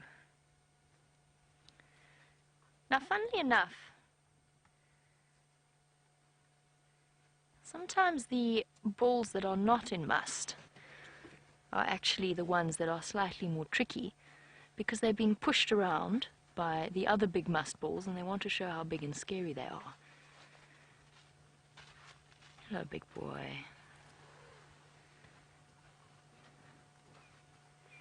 How's it? You're also huge.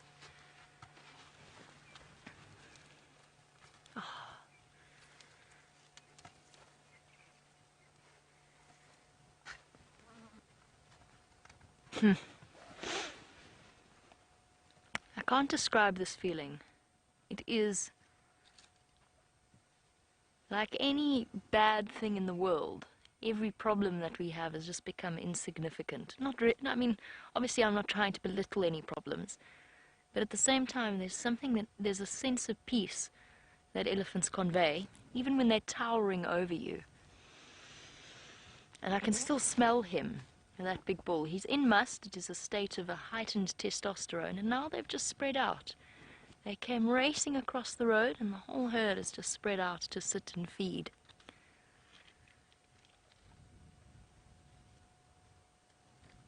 Oh, absolutely stunning.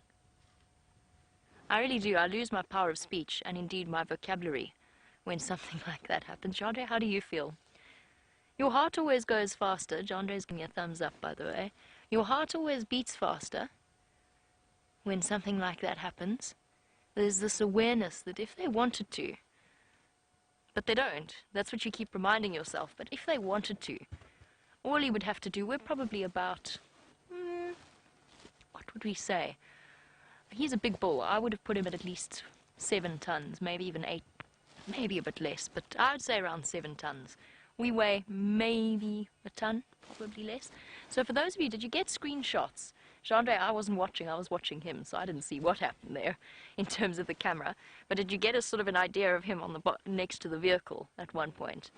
So for those of you who got screen grabs, what I'm going to do, and you will be familiar, I'm going to take my earpiece out, you will be familiar with this process. So what we often ask our viewers to do is, if you got a screenshot of him, and I thought about asking you at the time, and then to be completely 100% honest with you, I didn't, because I was watching the big elephant in front of me. But if you got a screenshot of him standing right up next to the vehicle, why don't you screenshot me now, standing on the front of the vehicle. I've done this before with an elephant herd. Some of you may remember it involved a frog and a startled word when I last did this, because there was an elephant that I didn't realize was there. Oh, so is that a good position? I don't know what the screenshot was like or what the framing was like. I was distracted. I'm a little bit closer than he would have been. But it does give you a sort of a rough sense of perspective. In terms of my height, he was probably, I'm not exaggerating, I'm not doing the I caught a big fish thing. He was probably, he must have been even taller than that. He must have come up to about here in terms of his relation to the vehicle. Imagine what we must, actually this is quite an interesting perspective. This was his perspective. Jean-Andre, you look very small from this perspective. I must look even smaller sitting in that seat. So there you go, sort of rough idea before I fall. It would be great if I did this whole demonstration and then it fell off the bonnet, wouldn't it? Now all we need is a lioness to come racing past. Right, enough of that nonsense. That was a magical sighting. Phew. Hopefully they'll go across to Arathusa Dam and spend a little bit of time there. Oh, still got my heart beating a little bit. It's never a fear. It's just a sense of awe. That's all it is. Your heart beats faster, like your heart beats faster when you see a stunning view or something incredible happens that gives you goosebumps. I think they're going for a drink at Arathusa Dam. Slowly. Might be worth doing a loop and going back towards them. I'm going to soak in the feeling that was that elephant sighting and let it all sink in. And while I do that, let's go across to James, who I think saw the big male that came past us, and perhaps he's got more to add about the joys of the feeling of an elephant right up close.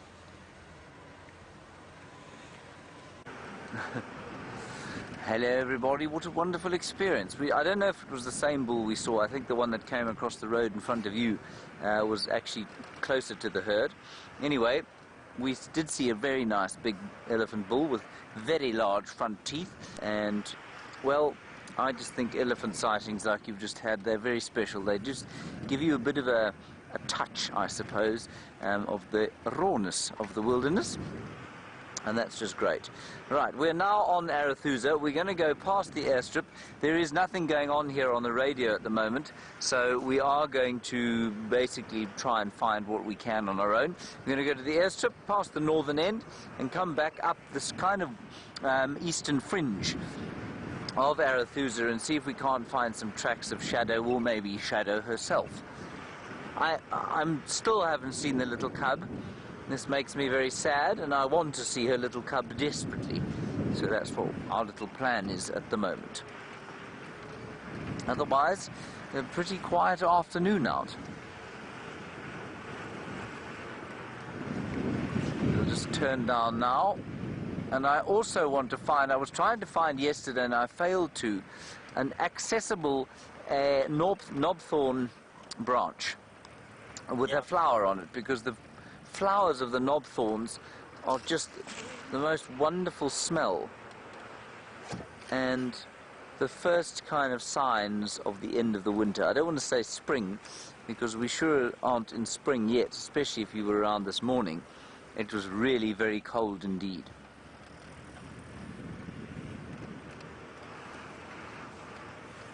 Okay, let's see what we can find on the airstrip here.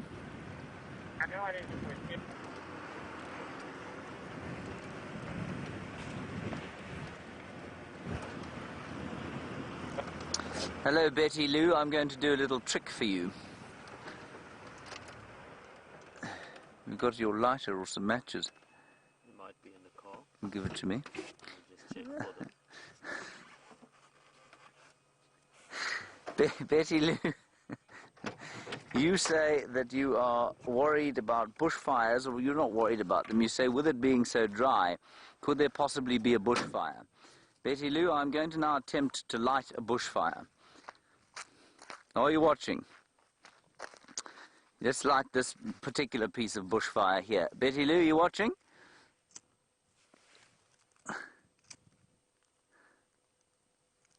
There we go, we've got a bushfire going. You see it there, Viam? Now, Betty Lou, just watch carefully this bushfire as it takes. It's quite a nice bushfire, don't you think, Viam? It's quite an impressive one. Now, what you will notice here, Betty Lou, is that I'm not actually being suicidal here. I'm not really worried that this is going to take off and disappear. What I'm showing you here is that there's nowhere for it to go. What burns here is grass, not the bush. So in order for any of the trees here to be affected by fire, they've got to have a standing sward of grass, probably about that high up. And that's got to go underneath the trees, and it's really got to get pretty big to blow in there. Now, if I go around this side,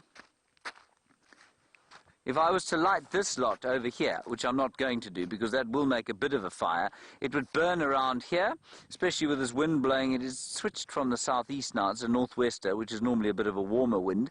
It's quite hot, so we could probably get a fire going in amongst this dry stuff here, but then it would stop almost immediately. And if it was really blowing hard, if the wind was really blowing, it might go, I don't know, maybe it would burn, just sort of creep along, burn 2 hectares at a time. The point is that we've had a very dry season. Or last rainy season was dry, there's no grass on the ground, and so nothing will burn. And if I put the lighter to this leaf here,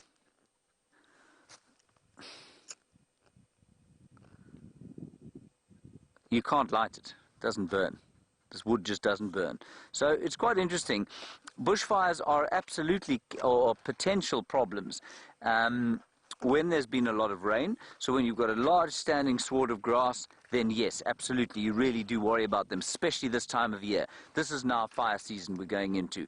When it's super dry, the temperature starts to heat up, the winds start to blow from the northwest, and then in September, the lightning strikes. We'll get the odd lightning strike, and that can really start a proper bushfire. Not this year, though.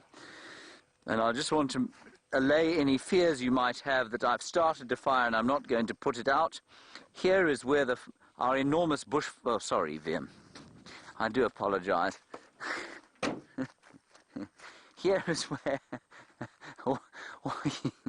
Here is where our bushfire is, was, and that's it there. See, it's gone out already.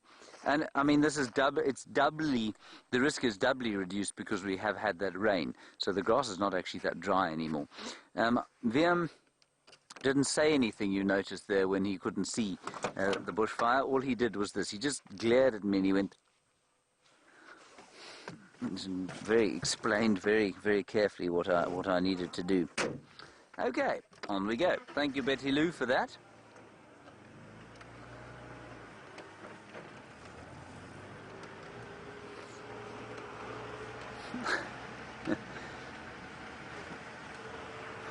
Now, there's absolutely no way I would do that in any normal August. So normal August after a wet season of a sort of average rain the season before, I wouldn't do that, because it can get out of control very quickly if you have a standing grass sward. But now there's just nothing. I've been involved with many bushfires in my time, and while it's quite terrifying, it's extremely exhilarating to fight a fire. As long as you've got the right equipment and the right safety protocols and that sort of thing. And especially out here, you know, we don't have... It's not like those great big forest fires you have, I think, in places like California or some of the Australian areas, and even in the exotic wood plantations that we have in South Africa. Then it's terrifying. Then I don't think it's fun at all. But in an area like this, it can be quite scary.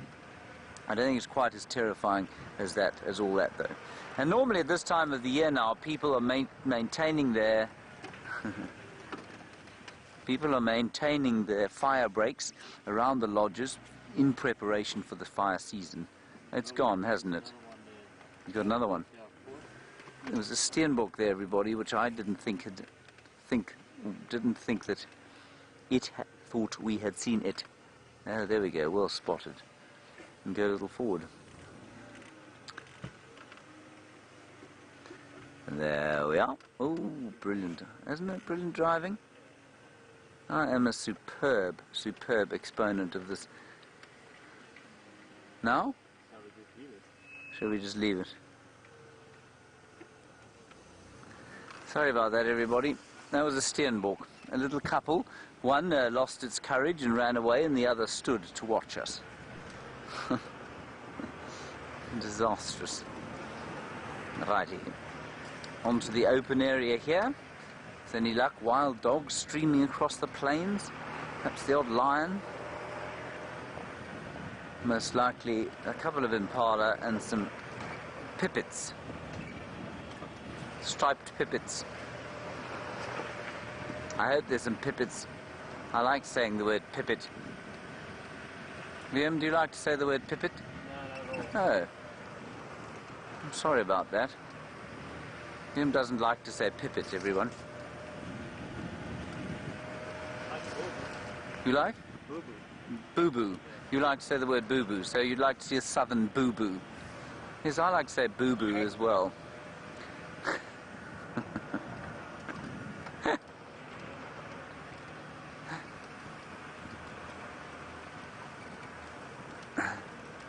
James Richard, a very valid comment from you. You say it feels like forever since we came to the airstrip. It is forever since I was here. And you say maybe there'll be some jackals there. Maybe there will. I don't see any at the moment. I also don't see any pipits.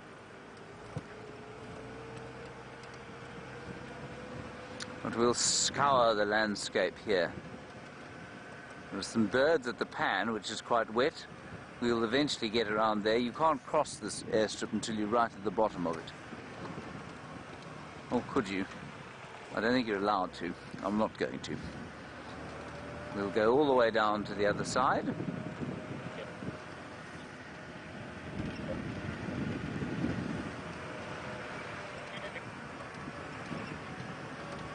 No, not much in the way of pipits, or indeed anything else. Oh, there we are.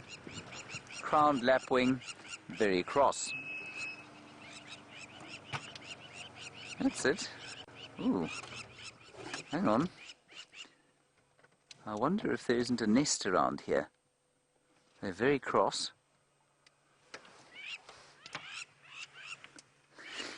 There they go. Well, they're having a bit of a fight. No nest. I think they're just bad-tempered. They're just generally ill-tempered birds. Let's just quickly look at something with my binoculars. I thought it might be a jackal, but it isn't. It's a log, obviously. Not unusual. Okay, let's carry on.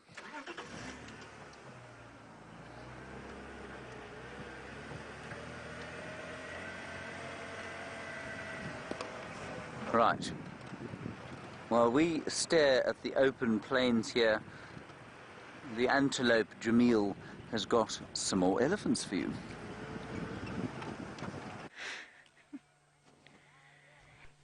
Seems as though it is an elephant-filled afternoon, and I, for one, shall not be complaining in any way, shape or form. Now, just as we stopped at this particular elephant herd, I could hear some very angry elephants. That must be our herd that we just had walk right past the vehicle, because they are screaming. Oh. Do you think you can hear them?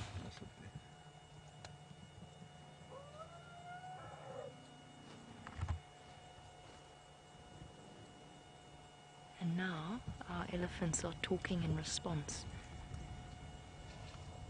communicating to each other through those low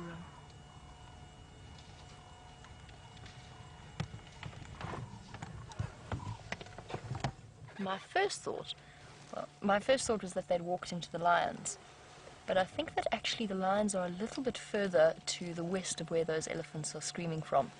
I wonder if the musk bull didn't just get a little bit too close. Or we've seen, generally, elephants are upset with other elephants. I'm not sure that was a predator shriek. I think that was an elephant unhappy with another elephant.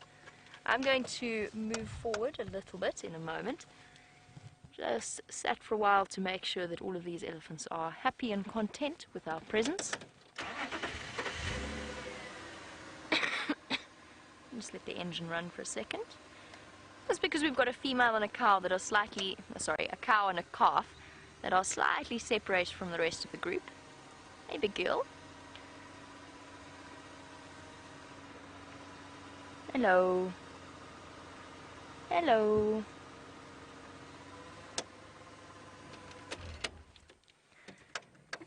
Hi, lovely female. What a beautiful afternoon. She looks as though she's had a bit of time in the mud. Not recently, but at some point. She's got flakes of mud falling off her skin, which is, of course, what elephants love to do. A natural sunscreen, as Ryan, who came here to do a guest safari, demonstrated by putting mud all over my face. It was most interesting. Very interesting experience. Thought it was very brave of him. But yes, elephants do coat themselves in mud. It helps to protect their skin from the effects of the harsh African sun. And also gets rid of all of those niggling itches.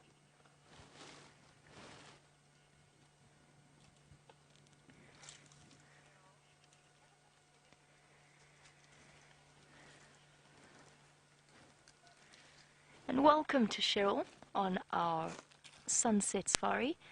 Of course, the elephants' bonds between the different herd members are incredibly strong, and they're constantly in physical contact with each other. And Cheryl wants to know, are there any diseases that pass between elephants and affect the whole member of the herd?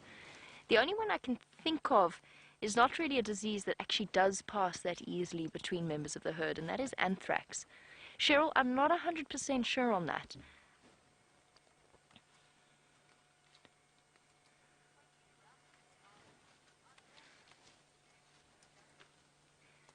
And wonderful news, while I think about the answer to that and try and rack my brains and think of any diseases that perhaps they get. Let's go over to James, because Cheetah Plains has delivered once again, and there are some jackal there. We're not on Cheetah Plains, everybody. We are at Arathusa, and Arathusa, James Richard, has granted your wish. Behold, the side-striped jackal. That side-striped jackal is deeply unimpressed by our presence here. It has not bothered to turn its head to us, but for when we stopped next to it, which I think is very unkind of it. But that is just how it goes with the jackals. You know, you just never can tell how they're going to feel. Just enjoying the sunlight, an indication to you there also, like it was yesterday when we started with the impala. It's not hot. And so the sun is very welcome for some of these animals, because they know, of course, that they're going to go into a fairly chilly night soon.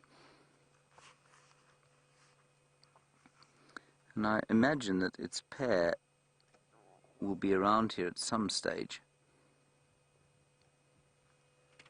But where, I don't know. I mean, its partner, not its pair.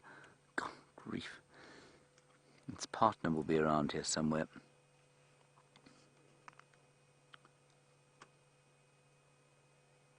Just listen to the afternoon for a little while.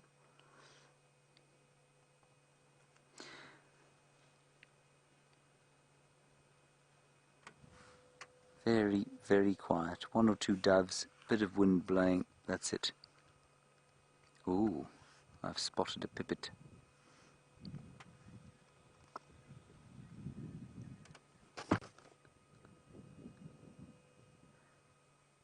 And there are a lot of birds walking around here. Some Senegal lapwings. And there, go down a little bit. There. There it is, everybody. I told you it was here. Viam, are you filled with a sense of joy and excitement like you've never been filled with before? The jackal was quite good, yes. Not the jackal. There's the pipit.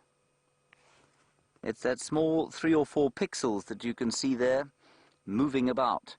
The striped pipit. And I won't take any contradiction as to which kind of pipit it is, because if you are contradicting me, it's only because, well, you can't actually see it.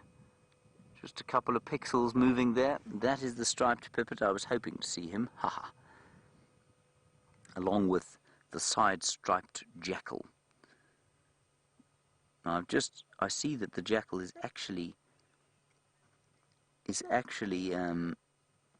largely solitary. I've been confusing its social structure with that of the black-backed version. So the side-striped, often solitary, and it's the animal that gives the jackalberry its name. So that jackal will be very excited by the fact that so many of the jackalberries out here at the moment are fruiting. Okay, Jamie's still with her elephants. Let's go back to them and find out what they think of her.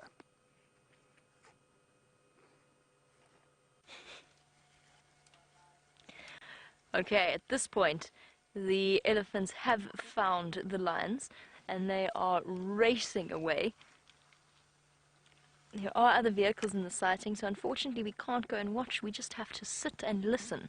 But what's fascinating about this is the communication that's happening with the herd that we have currently and the one that's found the lions. Because there's deep rumbles moving between the different elephants, those low-pitched sounds that they make. Hey, girl. She looks so happy with that mouthful. Sometimes elephants can look so contented with their lot in life. Immediately, the rest of the elephants are starting to move out of the thick vegetation that they were in and slowly gathering a bit closer together. And fascinating. A big girl. Hi.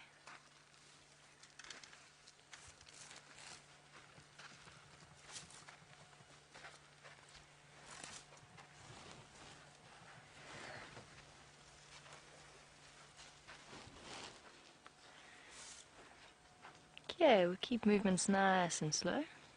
Hello, big girls.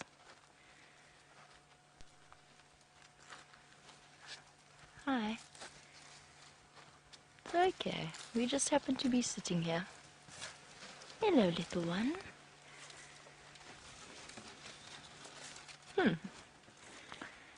Today is close elephant encounter day. And off they go right behind the vehicle. How lovely. I'm definitely having a wonderful time. I'm having a great day today. Elephants everywhere. Elephants coming right up to the vehicle. The whole herd is now gathering again. The older females immediately taking charge of the situation. Rumbling every now and again to the different herd members. All the old females, look at this one. Oh, she's beautiful. Taking charge, directing the little ones away from the danger. And oh, how I wish I could understand exactly what is being said. I have a vague idea. Some of the females have these enormous tusks on them. Gathering the little ones, making sure that they're safe. They're not panicked, but they are just making sure that they keep control of what's going on.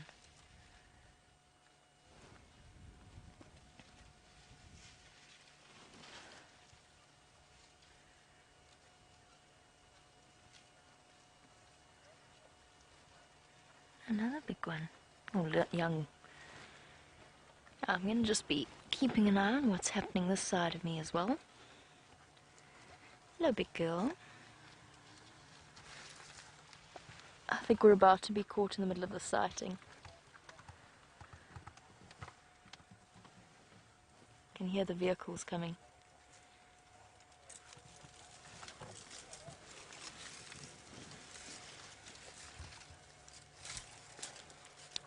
Stations, I've got your audio. I'm on Leadwood at the moment with Slumby and Love. Hello, little one.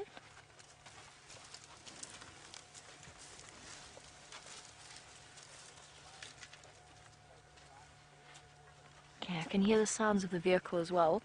This changes things. It makes life a bit more precarious because there's a vehicle now following the lions as well. So we're just going to keep an eye on what's happening. Obviously, where I am now, if the lions pop out, we've got relatively limited options in terms of where we can go. We're surrounded close to 270 degrees by elephants, so we're just keeping an eye out. That's why I picked up the Game Drive channel and just spoke to them and let them know that I am here and that I would prefer it if they didn't come coming straight into me. Hello, little one, for this exact reason. So that's why our elephants, not panicked, but they're obviously talking to the other elephants and got an idea of where to move their little ones to. The wisdom of these animals is phenomenal, and the herd's life exists around protecting little ones like this one.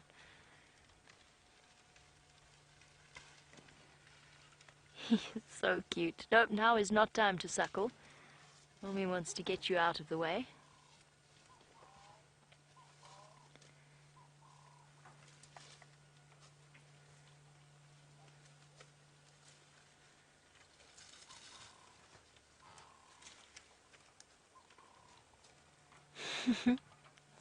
Stretch up.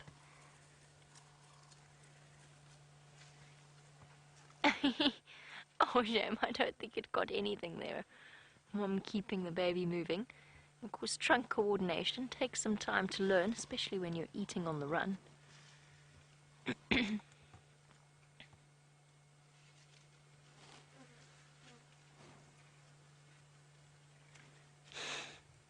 Comfort of Mom's tail.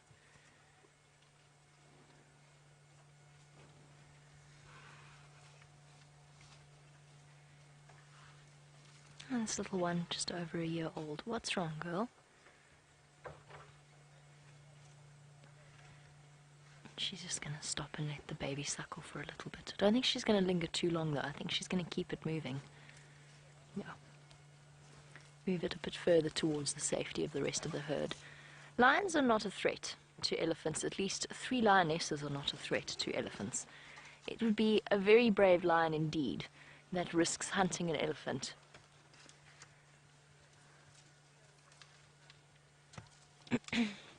However, elephants in general do not like predators. They would prefer to avoid them, and they very often go out of their way to chase them. Wendy, welcome on this sunset safari. I hope you are enjoying this as much as I am. It is a thoroughly marvelous afternoon, full of my favorite big grey creatures. Wendy, yes, you can. You can feel elephant rumbles through the ground. You can feel it vibrating through your feet. You can also feel it in your chest. When they're right up close to you, you get that brrr. It's like a lion roar almost. A lion roar you can also feel. And it's something that whenever I've had guests that experience that, they always remark on. But if you do sit, and sometimes when I'm on my own with elephants, I sometimes just sit with my eyes closed. Obviously, once I've checked that everything's okay, I just sit with my eyes closed and I listen and I feel the vibrations of them talking to each other. Because it is something truly spectacular to experience.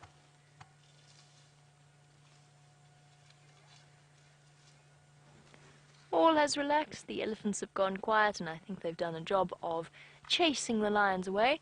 I'm going to stay with this herd for a little bit longer. But while we wait for them to move closer, let's go over to James with some wildebeest.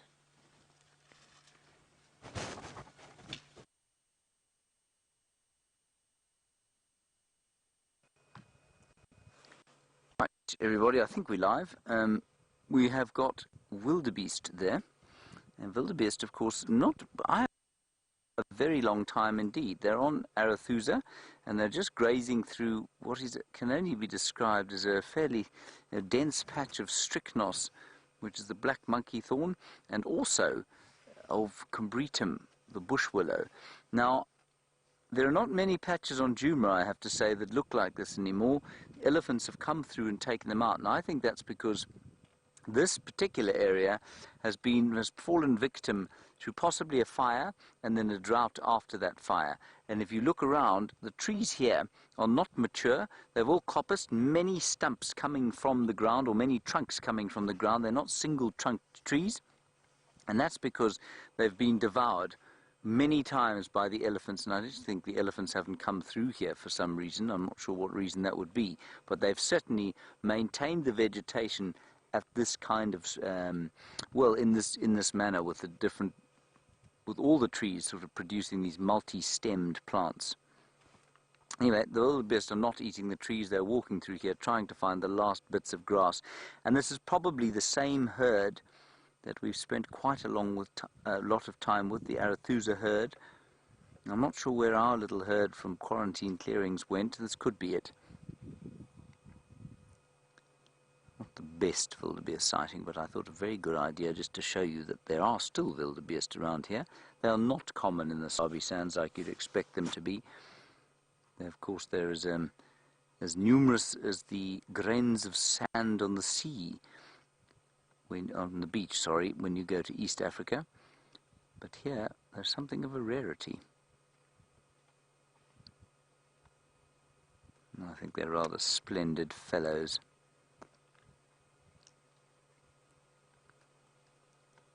All right, we'll carry on off to the west here. Let's head back to Jamie and her elephants.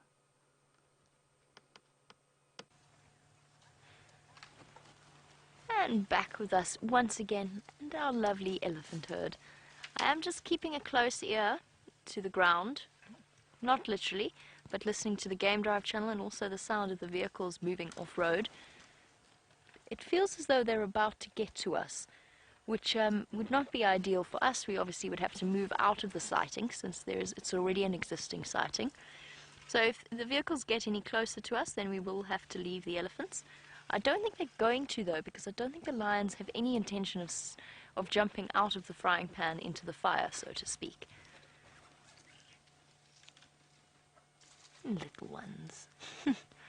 You will do as an appropriate place to rest my trunk and my food while I eat.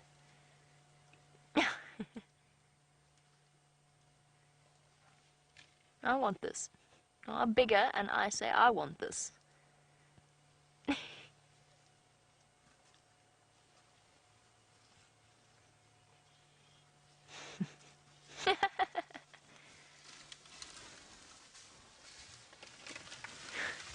Panic! Oh no! Panic! It was an impala, you silly elephant! It was an impala! Bye, everybody.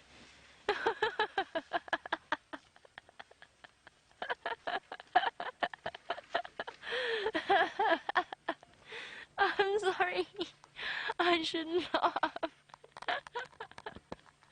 But that was hilarious.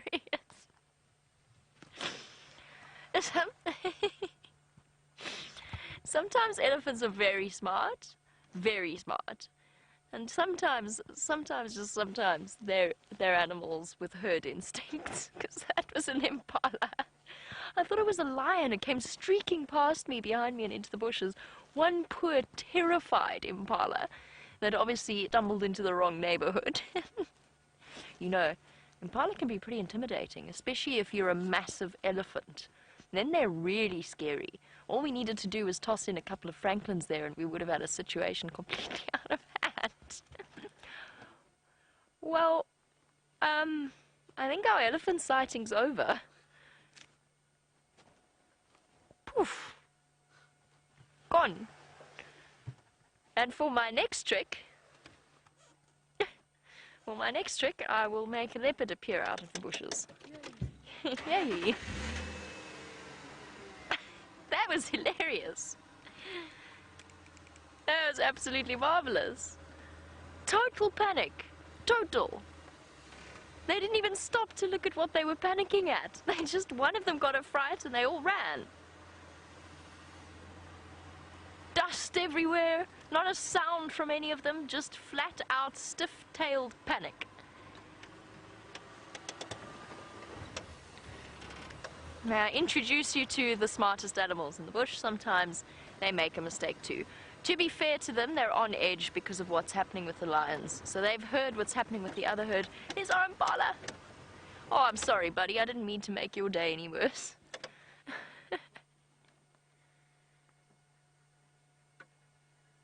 Can you imagine the thoughts that are going through that poor impala's head? Wandering around, minding my own business. The next thing, there's elephants thundering everywhere. Poor thing.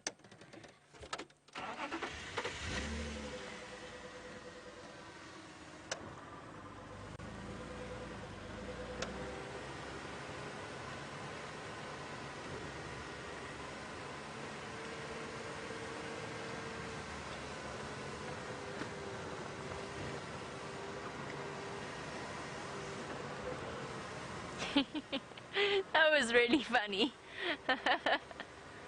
This poor impala, you just can't pick a good direction to go in. Come on, buddy. There's lions that way and there's elephants that way. I suppose this is the best direction.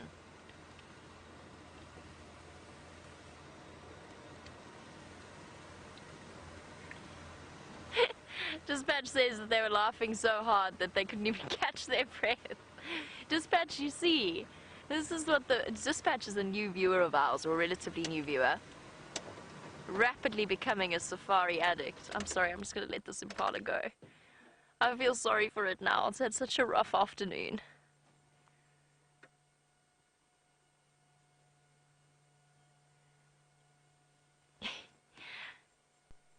Shame.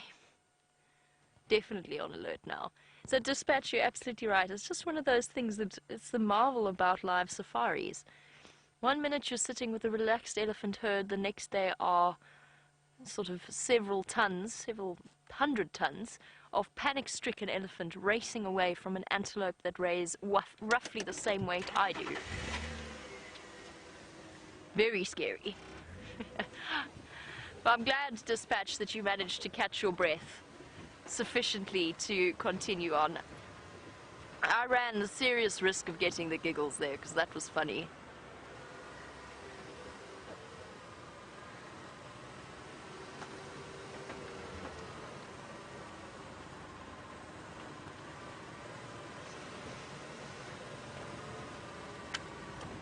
Lynn's asked a very, very difficult question to answer.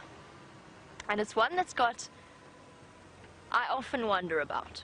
Now, Lynn is wanting to know when the elephants get as close as they do to us, and whether you're afraid or you're excited, you cannot remain unaffected unless you are completely dispassionate, which of course we are not. One cannot remain unaffected by the impact of that elephant so close. So Lynn's question is, well, can they pick up this steenbokkie? Baby steenbokkie. Shall I go forward? I did see it running away from the impala. I didn't realize it was going to stop.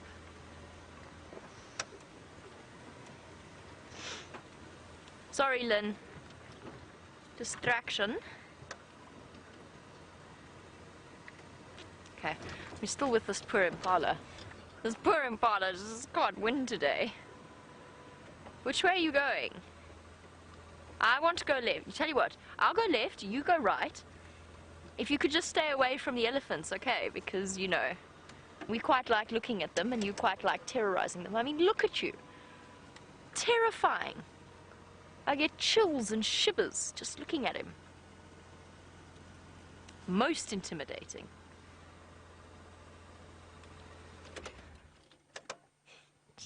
Just let him go. I'm sorry, Lynn. Lynn's question is a really, really nice one, and I don't know the answer to it. Can the elephant detect the rise of adrenaline in your body when they come right up close to us? Do I believe that elephants can sense fear and sadness and discomfort? Yes, more so than the impala can. Most definitely. This impala has no real idea what's going on. I don't blame him. Basically, he wants to go and munch on some grass and would like to do so unimpeded by large grey shapes in the vegetation. Lynn, I don't know. I do think, like horses can sense fear, dogs can sense fear. It's all in our body language, and of course animals are much better at reading body language than most people, because that's how they communicate.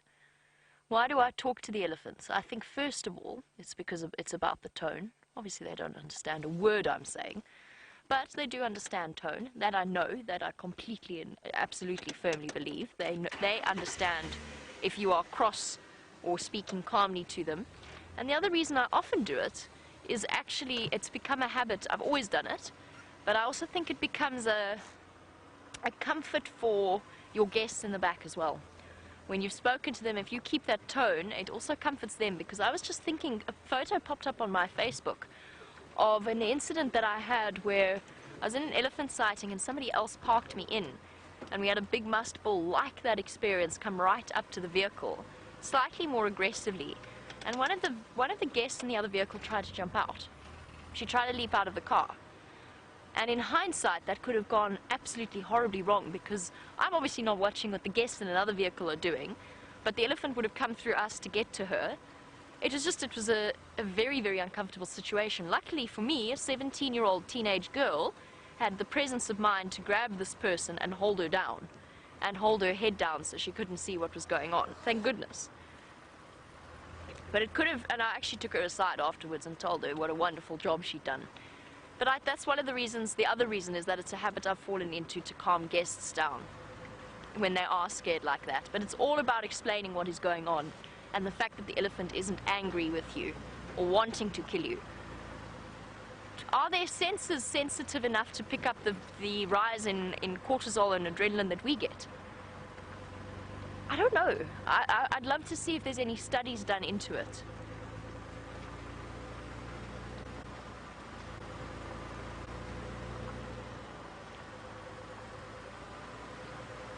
I'm going to give that some more thought. I think it's a beautiful question, and I'm going to do some more research into it as well. Now,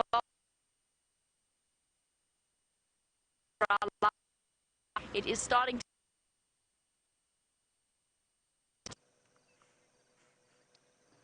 Right, we've just come to Arathusa.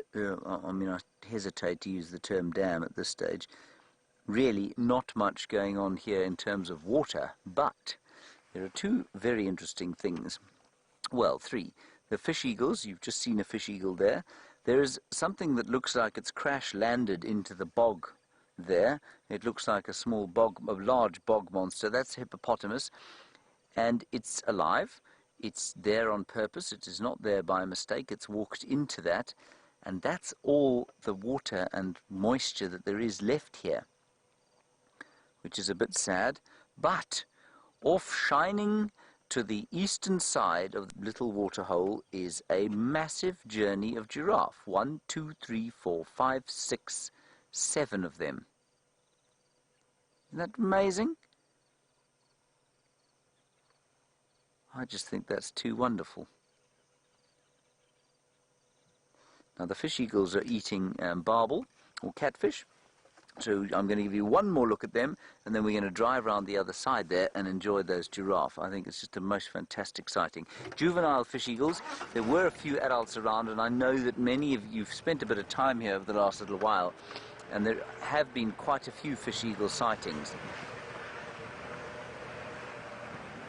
There's an adult there. I'm just keeping an eye on the giraffe, but let's just have a look down here. You can see them eating now.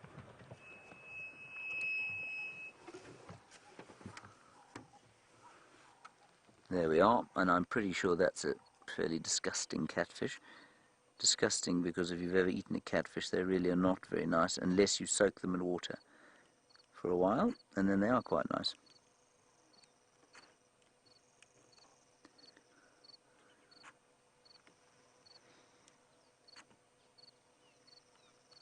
I don't think he soaked his in water though.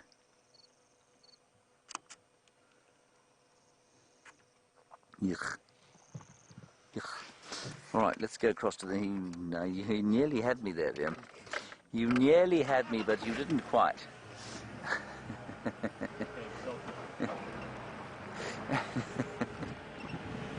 I'm going to try and get across there just a little bit more quickly, because I think they're going to go off into the bushes, and then it won't be so easy to see them.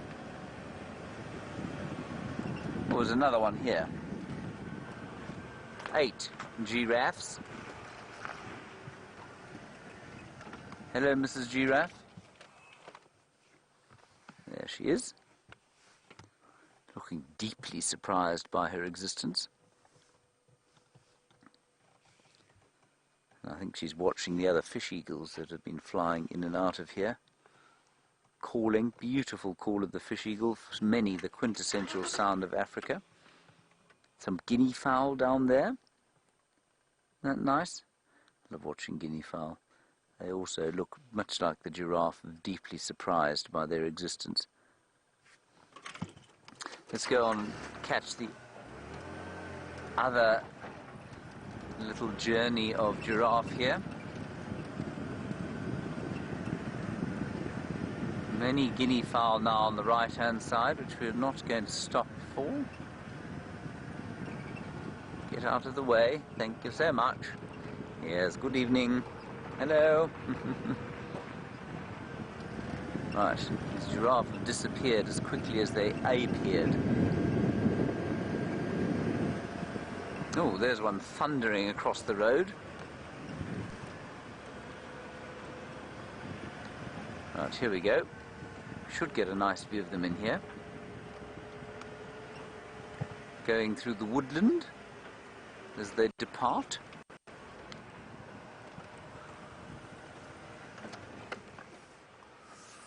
Oh, it's getting a bit chilly. 1, 2, 3, 4, 5, 6, 7. At least 7 here. That's a cow. And 3 sort of youngsters there with another cow. Isn't that nice? That's not a sighting we see every day, you know. It's quite unusual, and even VM is he's not objecting strongly, which is what he normally does when we see giraffe.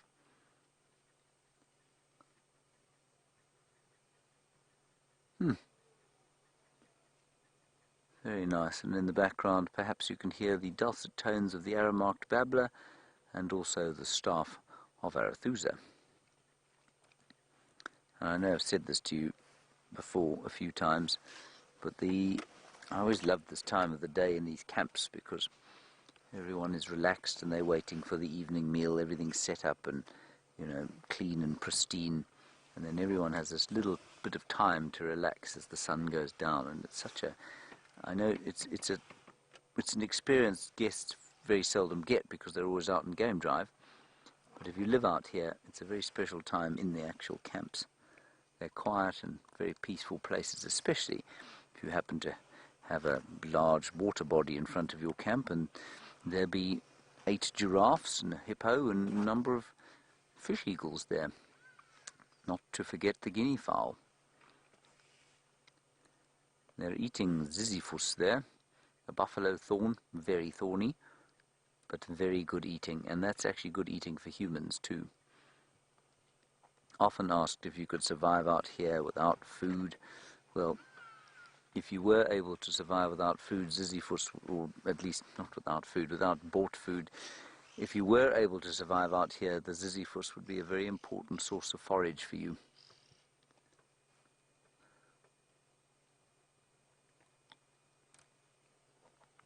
Imagine quite a nice impala steak wrapped in ziziphus leaves. What do you think, Vim? Some ostrich egg on the side. With some ostrich egg on the side, yes. Now, Mary Ellen, you make a very, very good point. Of course, landed on our shores today and arrived in our bushveld. What did you call him earlier? The Duke of Sydney. That's right, VM called him the Duke of Sydney. Hayden Turner has arrived, and Mary Ellen, you say maybe these giraffes have arrived to welcome him. Well, I can't think of any other reason why they'd have come around here. They've been very scarce of late, so maybe indeed they have arrived in order that they might greet the Duke of Sydney.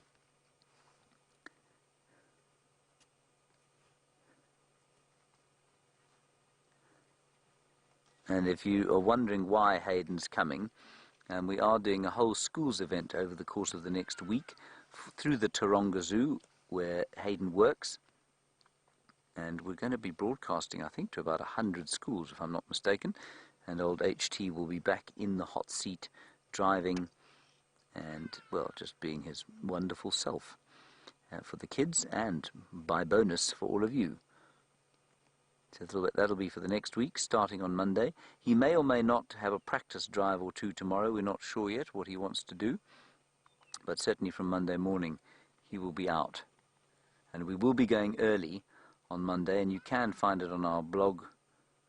There is a blog about it, but we will be going slightly early, 6 o'clock to 9 o'clock, as opposed to 6:30 to 9:30, which is just not very symmetrical, is it? So 6 to 9 feels much better just feels much better if you're a bit OCD. Eating knobthorn as well, which is even more thorny. And guarri bushes.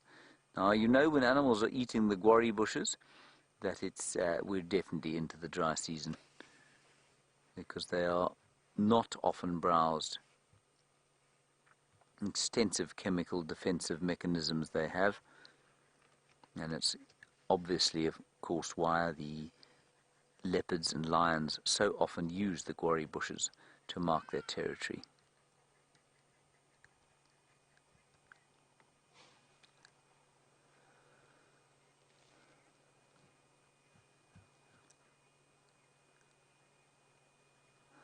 Oh, Sarah, you're wondering about the spelling of Ziziphus.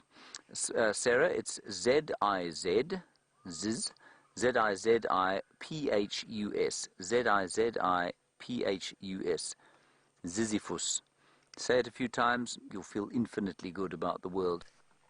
Viam, much to your greatest excitement, there's another giraffe coming out in front of us, this time a big bull.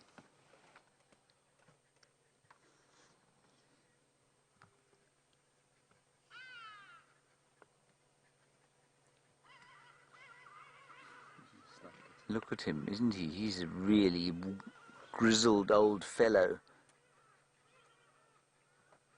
Oh, do you see that great big sort of amount of his median horn, or that calcification of his skull, is actually broken through the skin there.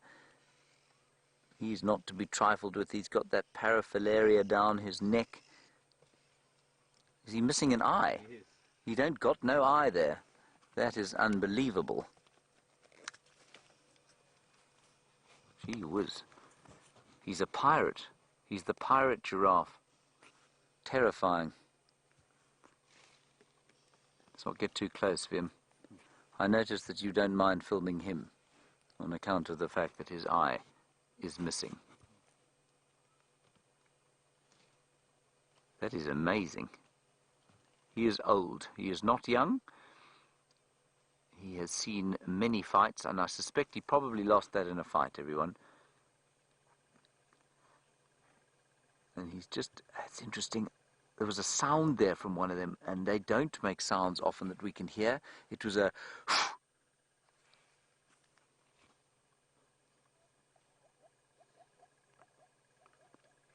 he is interested in a little bit of action, I think, testing these females to see if they're ready to mate. Now, if we had seen that eye when it had been injured, it would have been leaking, and it would have been disgusting. And oh, look, he's doing the phlegm and grimace. You see that? Monkey's alarm calling.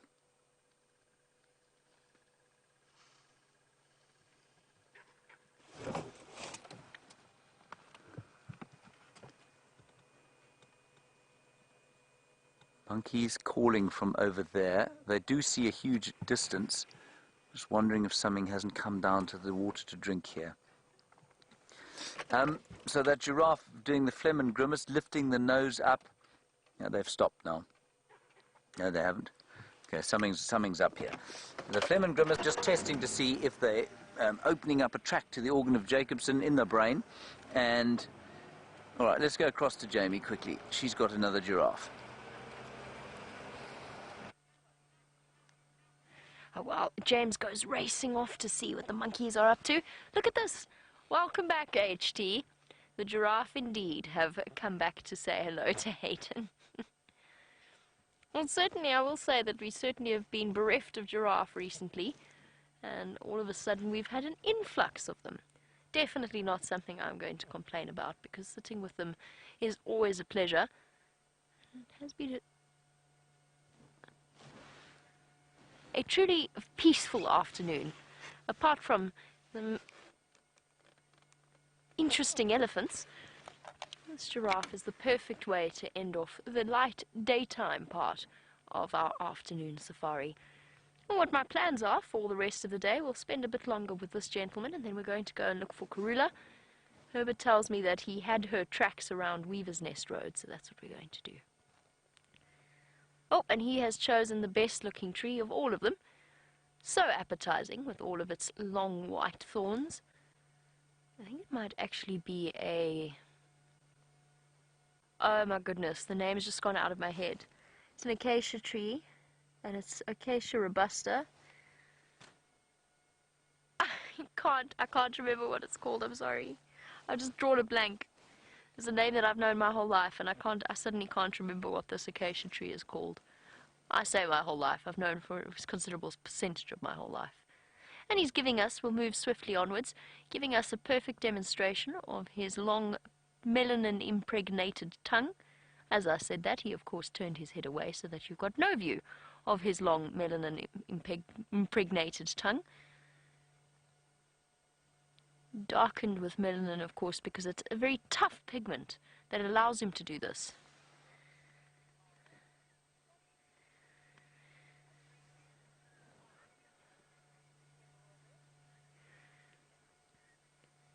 James Richard has been doing some background reading on our animals, as he always does. And welcome, JR. Yes, a giraffe can walk whilst ruminating. I have seen them do that. I have never seen, you hardly ever see, any of the other ruminants do that. And that is because, one of the big reasons is because it's their equivalent of sleep in certain situations. Well, they can, once they settle down peacefully to have a ruminating session, basically what they're doing is their brain waves start to imitate those of somebody in the deep stages of sleep. Now, ruminating, because they can't afford to switch off completely for long periods of time, is the way that we can. But the sort of long periods of ruminating allows them to catch up on a little bit of the recovery that sleep provides. And I'm just going to let us have one last view of him. He is going to slowly disappear. I'm trying to think if I've seen any of the other ruminants do that, walk and ruminate at the same time. I don't think so. Of course, if they are interrupted, then they will stop the ruminating process and walk off, and then stop and continue to ruminate. I think I've seen Kudu. I have this vague feeling I've seen Kudu ruminate at the same time as walking, but I'm not 100% sure on that.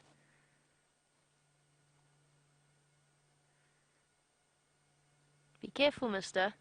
There's lions not far from where you are, and if you're not careful, there's also an elephant herd that might get a fright if you walk past.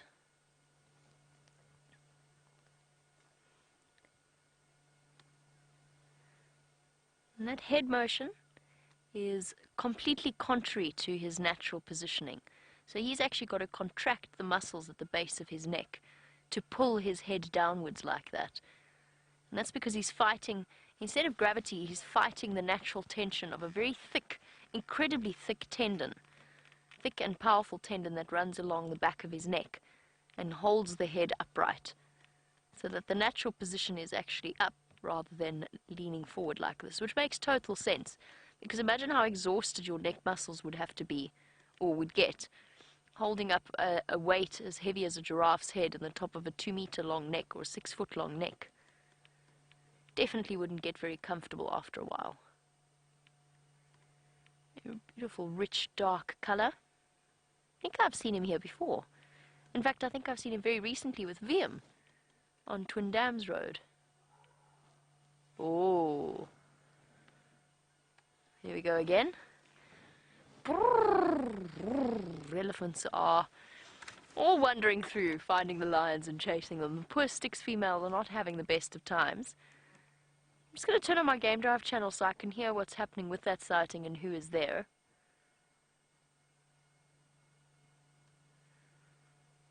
I wonder if they didn't go back and try and chase the lions away again.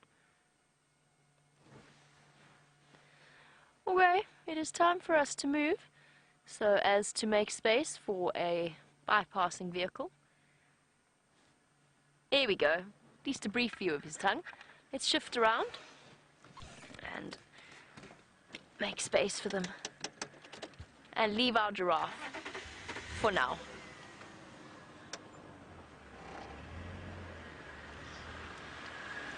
How's it, guys? How are you?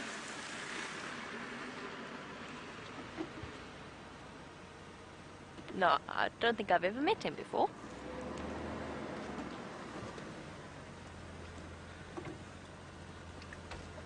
Alright, let's go and head towards Weaver's Nest Road and find out what's happening there. Perhaps Karula will decide to pop out for our last few moments. Ooh, Jamie, you're naughty. Trespassing. I'm only doing a turn though. I'm sure I won't get into trouble for that.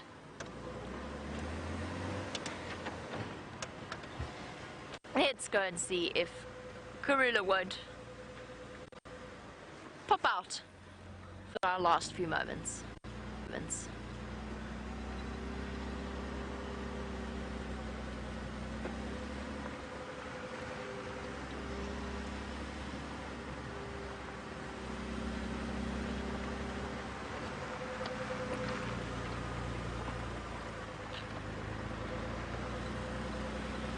Yay! Lovely to hear from Dagan in Kansas City, who is a new viewer and wants to know a little bit more about the experience and the number of hours spent in terms of doing something like this in order to reach a level of expertise down.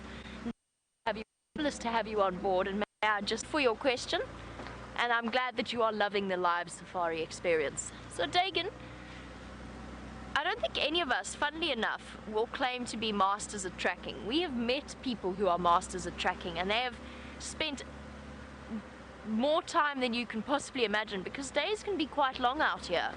You're talking about work cycles where there's no weekends, no public holidays. You work a drive in the morning, a drive in the afternoon. You end up spending about the equivalent of 10 hours or so. If you're working at a lodge, 10 or so hours each and every day, Monday through to Sunday, and then you do it all again, rinse, repeat. Those people who have devoted their lives to tracking, the master tracker Renius from Londolozi, we're okay at tracking.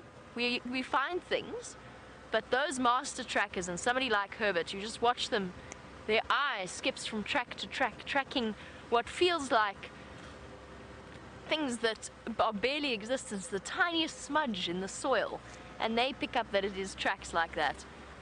I mean, we spend the equivalent amount of time in the bush, but we don't have that sort of amount of time to spend tracking and honing our tracking skills. Every now and again we do get a little bit of time to spend on it, and it's such a pleasure to do. But that is what happens, and it's an interesting one, because the most important part of your learning that one does as a guide, it doesn't matter how long you do a training course for, whether it's for 3 weeks or a year, ultimately you learn as you go along. And you develop instincts as to what is good and what is bad and what is right and what is wrong. And it's far more valuable than any amount of book learning. Book learning is important too. Factual knowledge is important as well. But spending time out in the bush every single day is what is really truly valuable about being a safari guide. I mean, how lucky are we? We get paid to do this. Quite incredible, really. I can't think of a better way to spend my Saturday afternoon. Trundling around the bush, looking at elephants, and now looking for an elephant.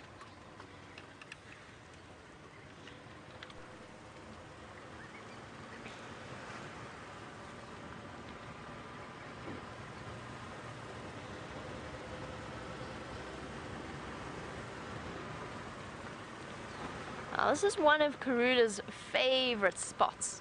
I'm trying to decide which approach we should go to. And from what I understand from Herbert, her tracks crossed Gowrie Main into this area. I think he said they were to the east rather than to the west.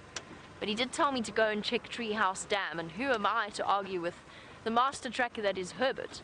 And we are going to go to Treehouse Dam and have a look and see what we can find there. And I think Herbert, in terms of success rate, he's been pretty good at finding Karula and her cubs over the last few weeks since he started working at Juba.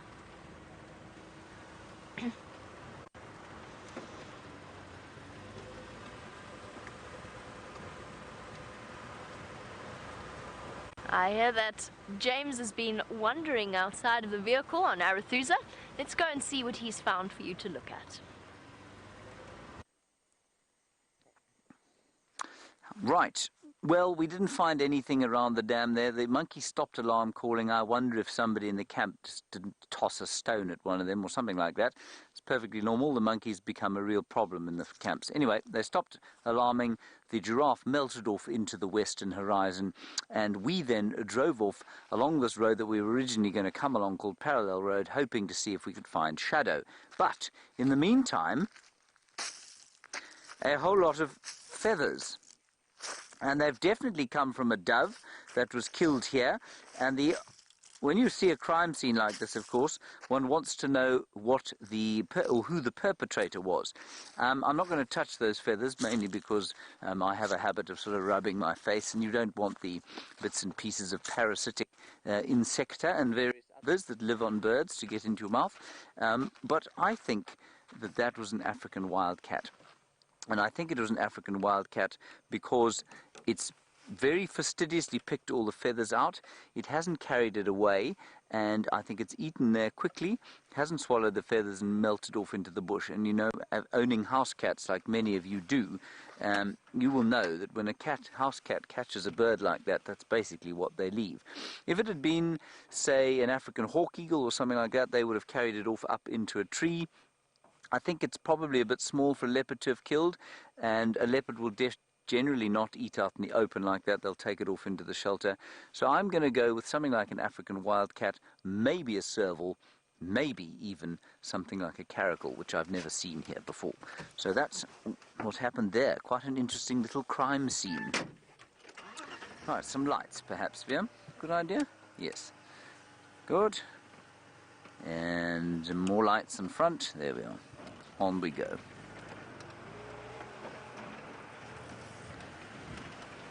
We're going to pop up now towards the eastern boundary of Djuma.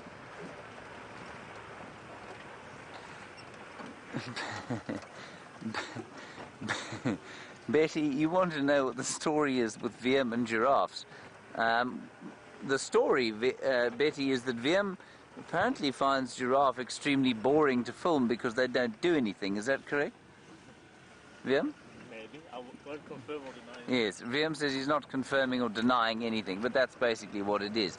He has these sort of pet peeves, if you like, from time to time. It was buffalo for a long time. For a long time, you couldn't get him to put the camera onto a buffalo. The only reason we got to see those giraffe was because there were 7 of them and one of them didn't have an eye, so he thought that was very entertaining. But he just would rather film sort of things eating giraffes. So oft times, if you find a giraffe and you say, look, VM, there's a giraffe, he says very morosely, there's no lion eating it, or something like that. So that's why, Betty, I make mention of the fact that VM doesn't like to film giraffes.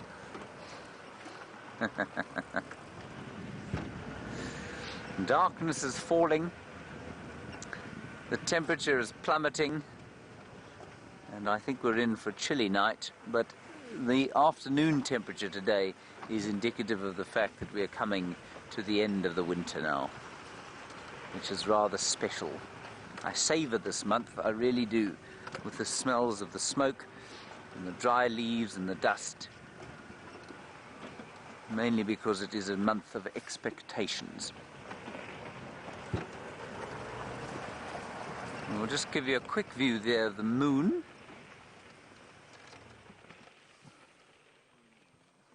Have you got it there? There we are. Well done, Vim. Hello, Mick. You're in Johannesburg. Well, welcome and thank you for joining us. Very nice to hear from the old hometown. You want to know about the vegetation in the Arathusa Dam, and all the animals come and eat it. They will. The reason you're not seeing a lot of that happening now is because that mud is so thick that animals can very quickly become mired in it. The hippo is kind of designed to get in and out of mud like that, but if an impala or a bushbuck or something like that was to come along there and try and eat that vegetation, it would almost certainly become stuck, and that is going to happen there. I almost guarantee that at some stage while that water's drying out, some desperate antelope is going to walk into the middle of its sink and be unable to get out. And I mean, an ideal time to tell you about when in December we hadn't had any rain. It was just blinding heat day after blinding heat day. Andrew and I on Christmas Day went down to Arathusa Dam to see what was going on there, and we found 2 impala stuck in the dam, a mother and her lamb, and I think the lamb had got stuck and the mother had tried to go and fetch her out, and they both got stuck. And quite against any sort of policy of non-intervention, Andrew and I went in there and we used these strange bungee cords. Have you got many bungees there, Wimpy? Let's see if I can find you what we used. No, we don't have one here. A bungee cord is kind of an elastic cable, and we got into the mud, pulled them out, and we felt very good about ourselves because it was Christmas Day. And our excuse was that, well, you see, a dam is a man-made thing, so it's okay if we did that. I stand by that. But it's a horrible thing to see an animal stuck in distress in the mud. It really is not nice at all.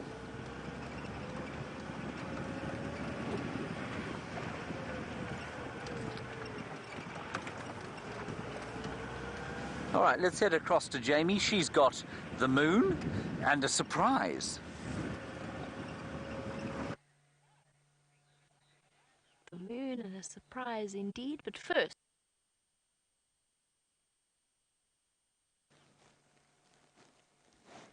Isn't it absolutely beautiful? Look at that crater. The one thing that this camera allows us to do is get right up close. Ah, what's it? It's now waxing crescent. Must be. We've just passed full moon. The Cheshire Cat smile is how I always think of it.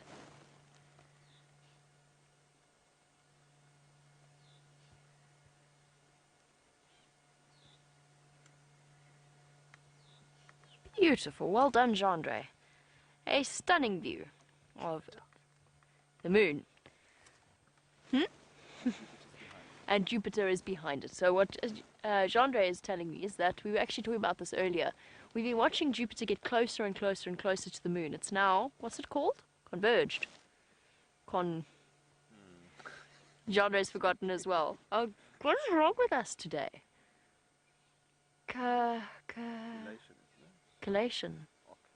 Oculation. It's the Jupiter-lunar oculation. Yay! Bravo! Gendre and myself showing off our celestial knowledge. It is the Jupiter-lunar oculation. In other words, Jupiter is now behind the moon. As for your surprise, I think you might even have... Oh no, you won't have seen him. There he is. I completely forgot about this guy.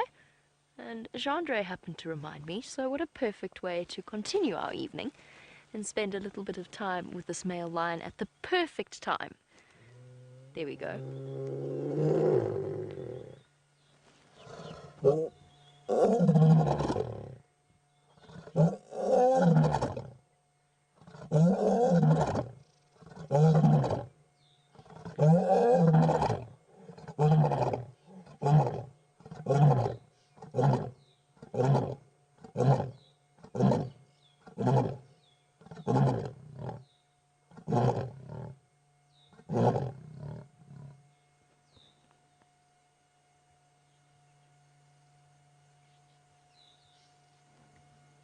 Well, that was perfect timing. Thanks, boy. You're talking about lion roars right next to the vehicle. I could feel that vibration right through my entire body, particularly from my feet, sitting on the bottom of the vehicle. Gendre, you must have felt that as well. Gendre's got a smile from ear to ear. He looks like the moon. His crescent smile. He's gone straight back. Oh no, he's up. I'm about to say he's gone straight back to sleep. It's very common to see a male lion roaring lying down. It actually helps for the sound to go further, basically amplifying it. I was about to say this is the perfect time to be sitting with a flat male lion, because there's a very good chance that he's going to get up and do something. He didn't get up, but he certainly treated us to a display of his vocal prowess.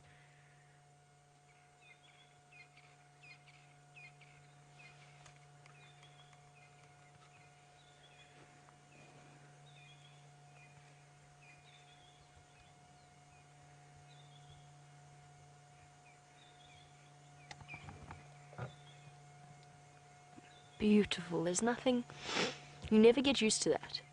You never get used to the feeling of a lion roaring right next to the vehicle. Today has been a day of some of the most spectacular experiences that the bush has to offer.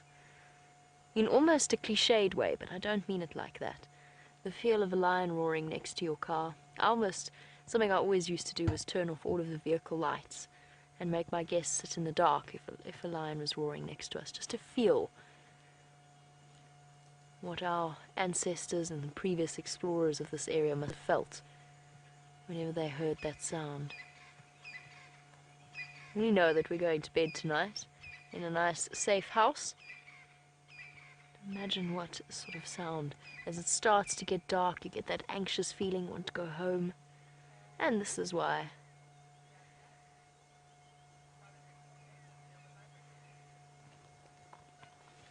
And some of you felt the vibrations of that lion roaring all the way across the world. Very special.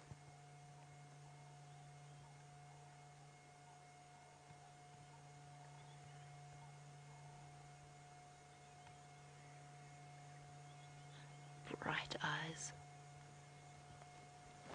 One more for us, boy. Please. It's amazing how they can do that and then go back to looking completely fast. Well, not fast asleep, but on their way to being fast asleep in a matter of split seconds.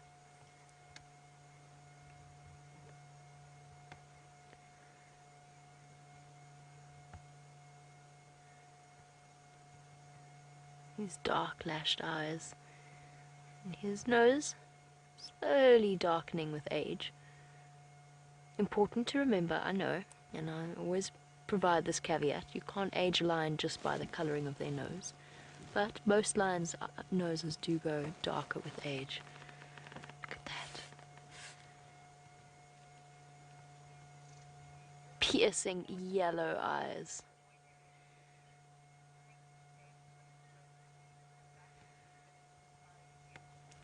We're going to sit with our male lion. Hopefully he gives us another roar before the end of the sunset safari. But before we do, I know that James would like to bid you all a good evening, so why don't you jump onto the back of Wendy so that he can say farewell. Just a quick goodbye from me, everyone. Thank you very much for joining our drive. Zella, you're 11, and you say, oh, goodness, hang on a second. Sorry, the radio is going crazy. And it's your birthday. Throw that away. It's your birthday, and you say that you had a good time. I'm so glad you had a good time. And Kelly, you say that you're very happy that Viam and John showed you those giraffe. That's very nice. I haven't met John myself, but I hope to meet him soon, because obviously he was quite close to where we were in those giraffe earlier on. So Kelly, John bids you a fond farewell, and from me, James and Viam, we both bid you all a fond farewell as well. We'll see you tomorrow morning at 6:30. Until then, let's go back to Jamie and the lion. And a big farewell to James, and I'm sure we will discuss the day's events over dinner tonight and just talk about our various marvelous experiences, as we always do after a pleasant evening spent in the African bush. Come on, boy. One more for us, please, before the end. Mike has just called in. Some of the lions are calling around Torchwood, and they've found Amber Eyes and one of the male lions in Buffelshoek. And she is currently mating with one of his either brothers or cousins, part of the Birmingham Boy Coalition.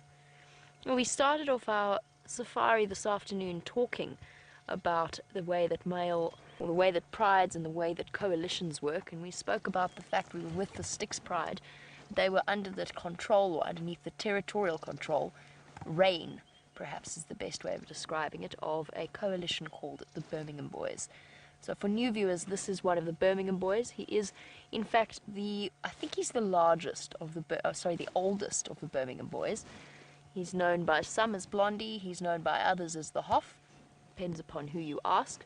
His more official name out here, in terms of what the guides call him, is in fact the Hoff, which, you know, kind of makes me giggle every time I say it's the Hoff.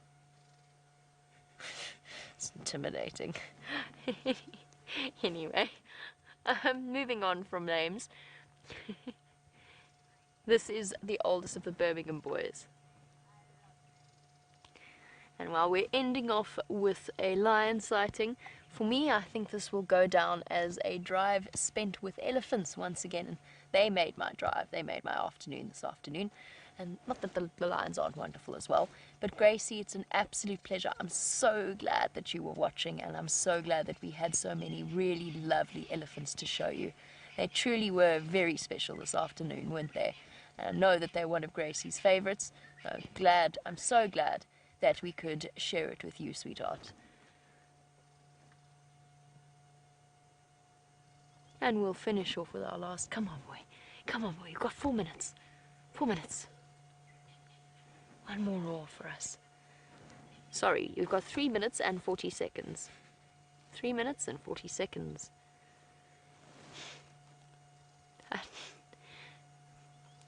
He doesn't look terribly inclined. But then he didn't when we first turned the camera on to him, and look how that changed in a split second. So that territorial roar that we heard was for 2 reasons. One was to announce to the other males that he is the biggest and the baddest in the bush, and that they would be fools to attempt to usurp his territory. And that in turn plays a very, very important role in keeping those little cubs that we enjoyed spending time with this afternoon alive and well. It's his job to keep other males out of this territory and keep those cubs safe. And the other thing that he does is male lions get a bit lonely, especially when they've got their coalition members. And it's kind of going, guys, where are you? I'm here. Contact calling, because that roar travels the farthest. Contact calling to the rest of the Birmingham boys. Mostly though, it's just I'm here, this is my land. Don't even think about it. I'm big, I'm strong, I make a deep bass booming sound that travels through the ground and strikes fear into the hearts of all around me. And that in turn plays a very important role in a lion's life cycle. Excuse me. I feel like I've been doing the roaring, not him. Nearly lost my voice there for a second.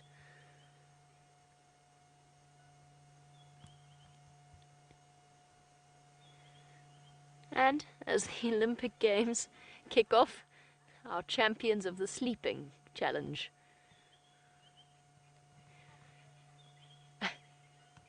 Papa Bear, you want to know how old this lion is? I think that we've put him at around 5.5 years old. I could stand corrected on that. He's quite young still. He hasn't fully reached his prime. I think the oldest of them, he must be close to 5.5 now. Yes, 5.5 would be the rough age that I would put him at.